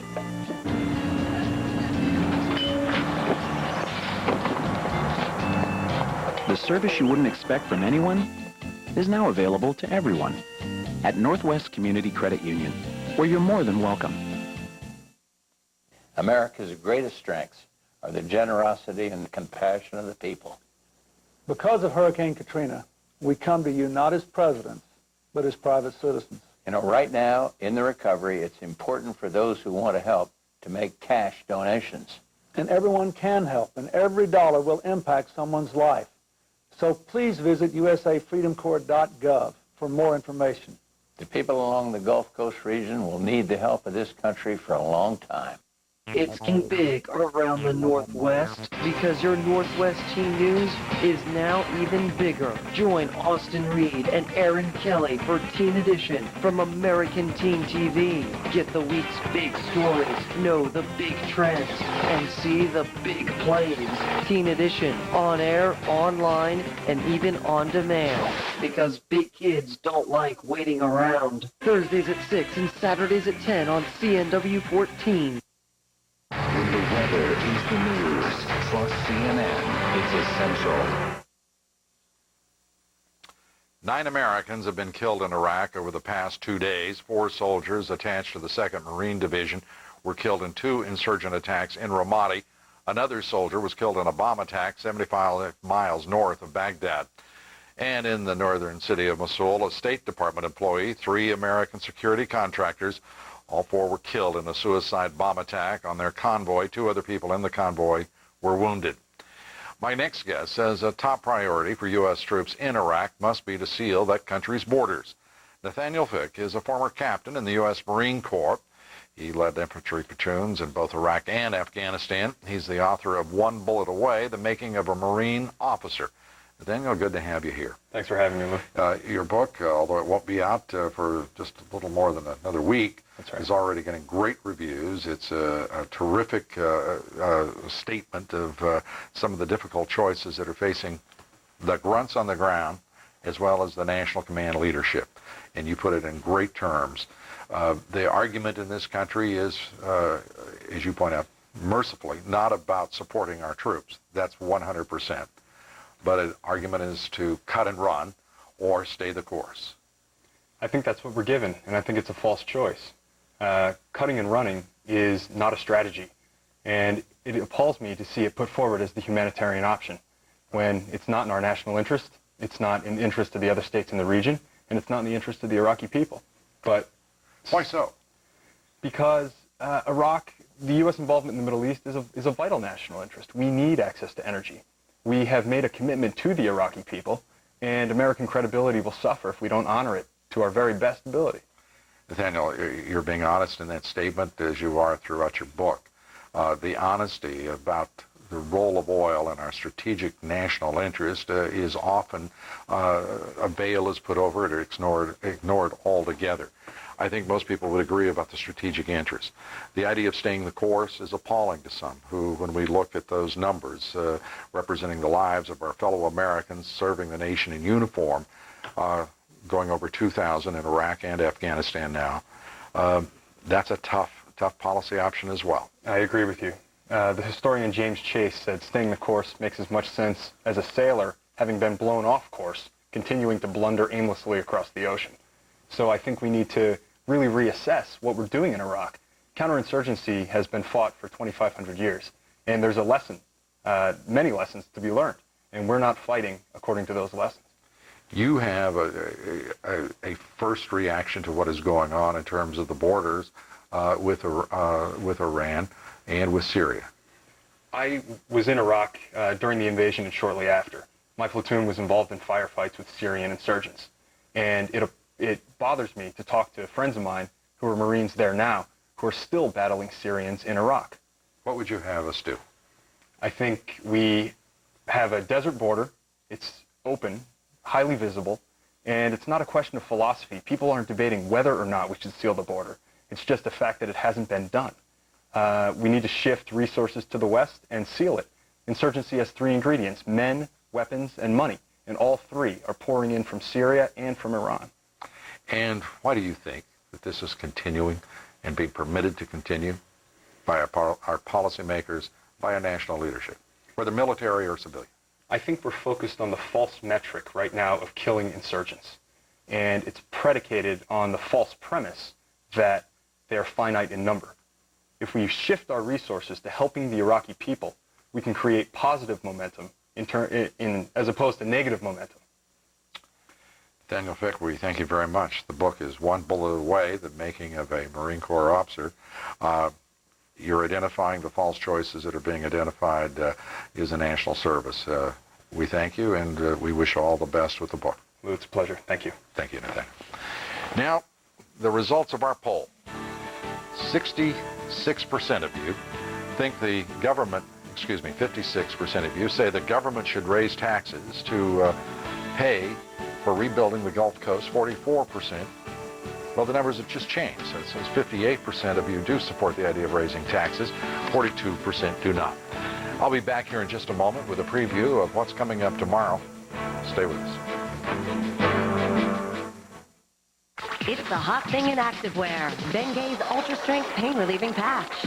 Now even stronger for deep heating relief. And it lasts up to 8 hours. Try the Ultra Strength Bengate Pain Relieving Patch. It's what's hot in pain relief. 10 years ago, this company was just a crazy dream.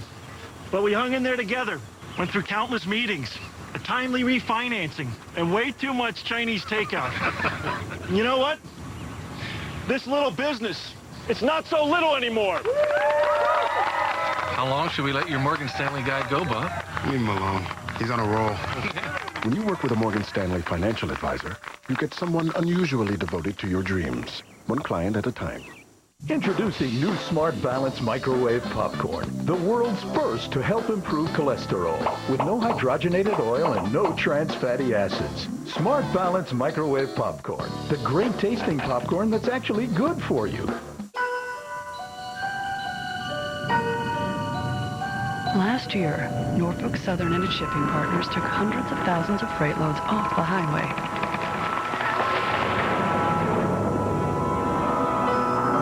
In fact, they've invested millions to convert even more traffic in the coming years. So it's easy to see how the economy won't be the only thing that benefits. Norfolk Southern, the future of transportation. Soto & Partners. McPhee & Associates. King Brokers. Hello. Hi. Now with free incoming plans from Sprint Business, it's easier to say yes when customers call. And with our buy one, get one free deal, you and your company can say yes. Sprint Business gives you free incoming calls from all phones, all networks, all the time. So you can make just about any place a workplace. Call 877-63-SPRINT or visit a Sprint or Nextel store today. Sprint Business. Yes, you can. The next disaster. Massive earthquake. smallpox attack, a dirty bomb. CNN Saturday night. After Katrina, is America ready for the worst? Not in a month or a year, but right now. I consider detailed emergency planning to be a national security priority. We travel to cities across the country and find out, is America prepared? An all-new CNN Security Watch special, Saturday night, 8 Eastern. Closed captioning hours on CNN, sponsored in part by the Icy Hot Patch. Hours of relief. For championship, I work through pain with the Icy Hot Sleeve. Joint-hugging pain medicine. First it's icy to dull the pain, then hot to relax it away. The Icy Hot Sleeve. Count on it. CNN Primetime tonight at 7. Questions continue to surface in the aftermath of Katrina. New Orleans residents told to come back, then leave. Is the mayor's about face because of Rita or pressure from the government?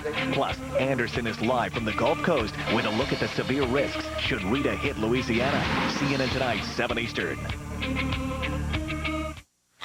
This just into CNN. The city of Galveston, Texas has just announced a state of emergency in preparation for the arrival of Hurricane Rita. All normal operations in the city of Galveston have been suspended. The mayor has ordered voluntary evacuations. Rita is now a Category 2 hurricane. It is expected to strengthen to a Category 4 storm by tomorrow afternoon.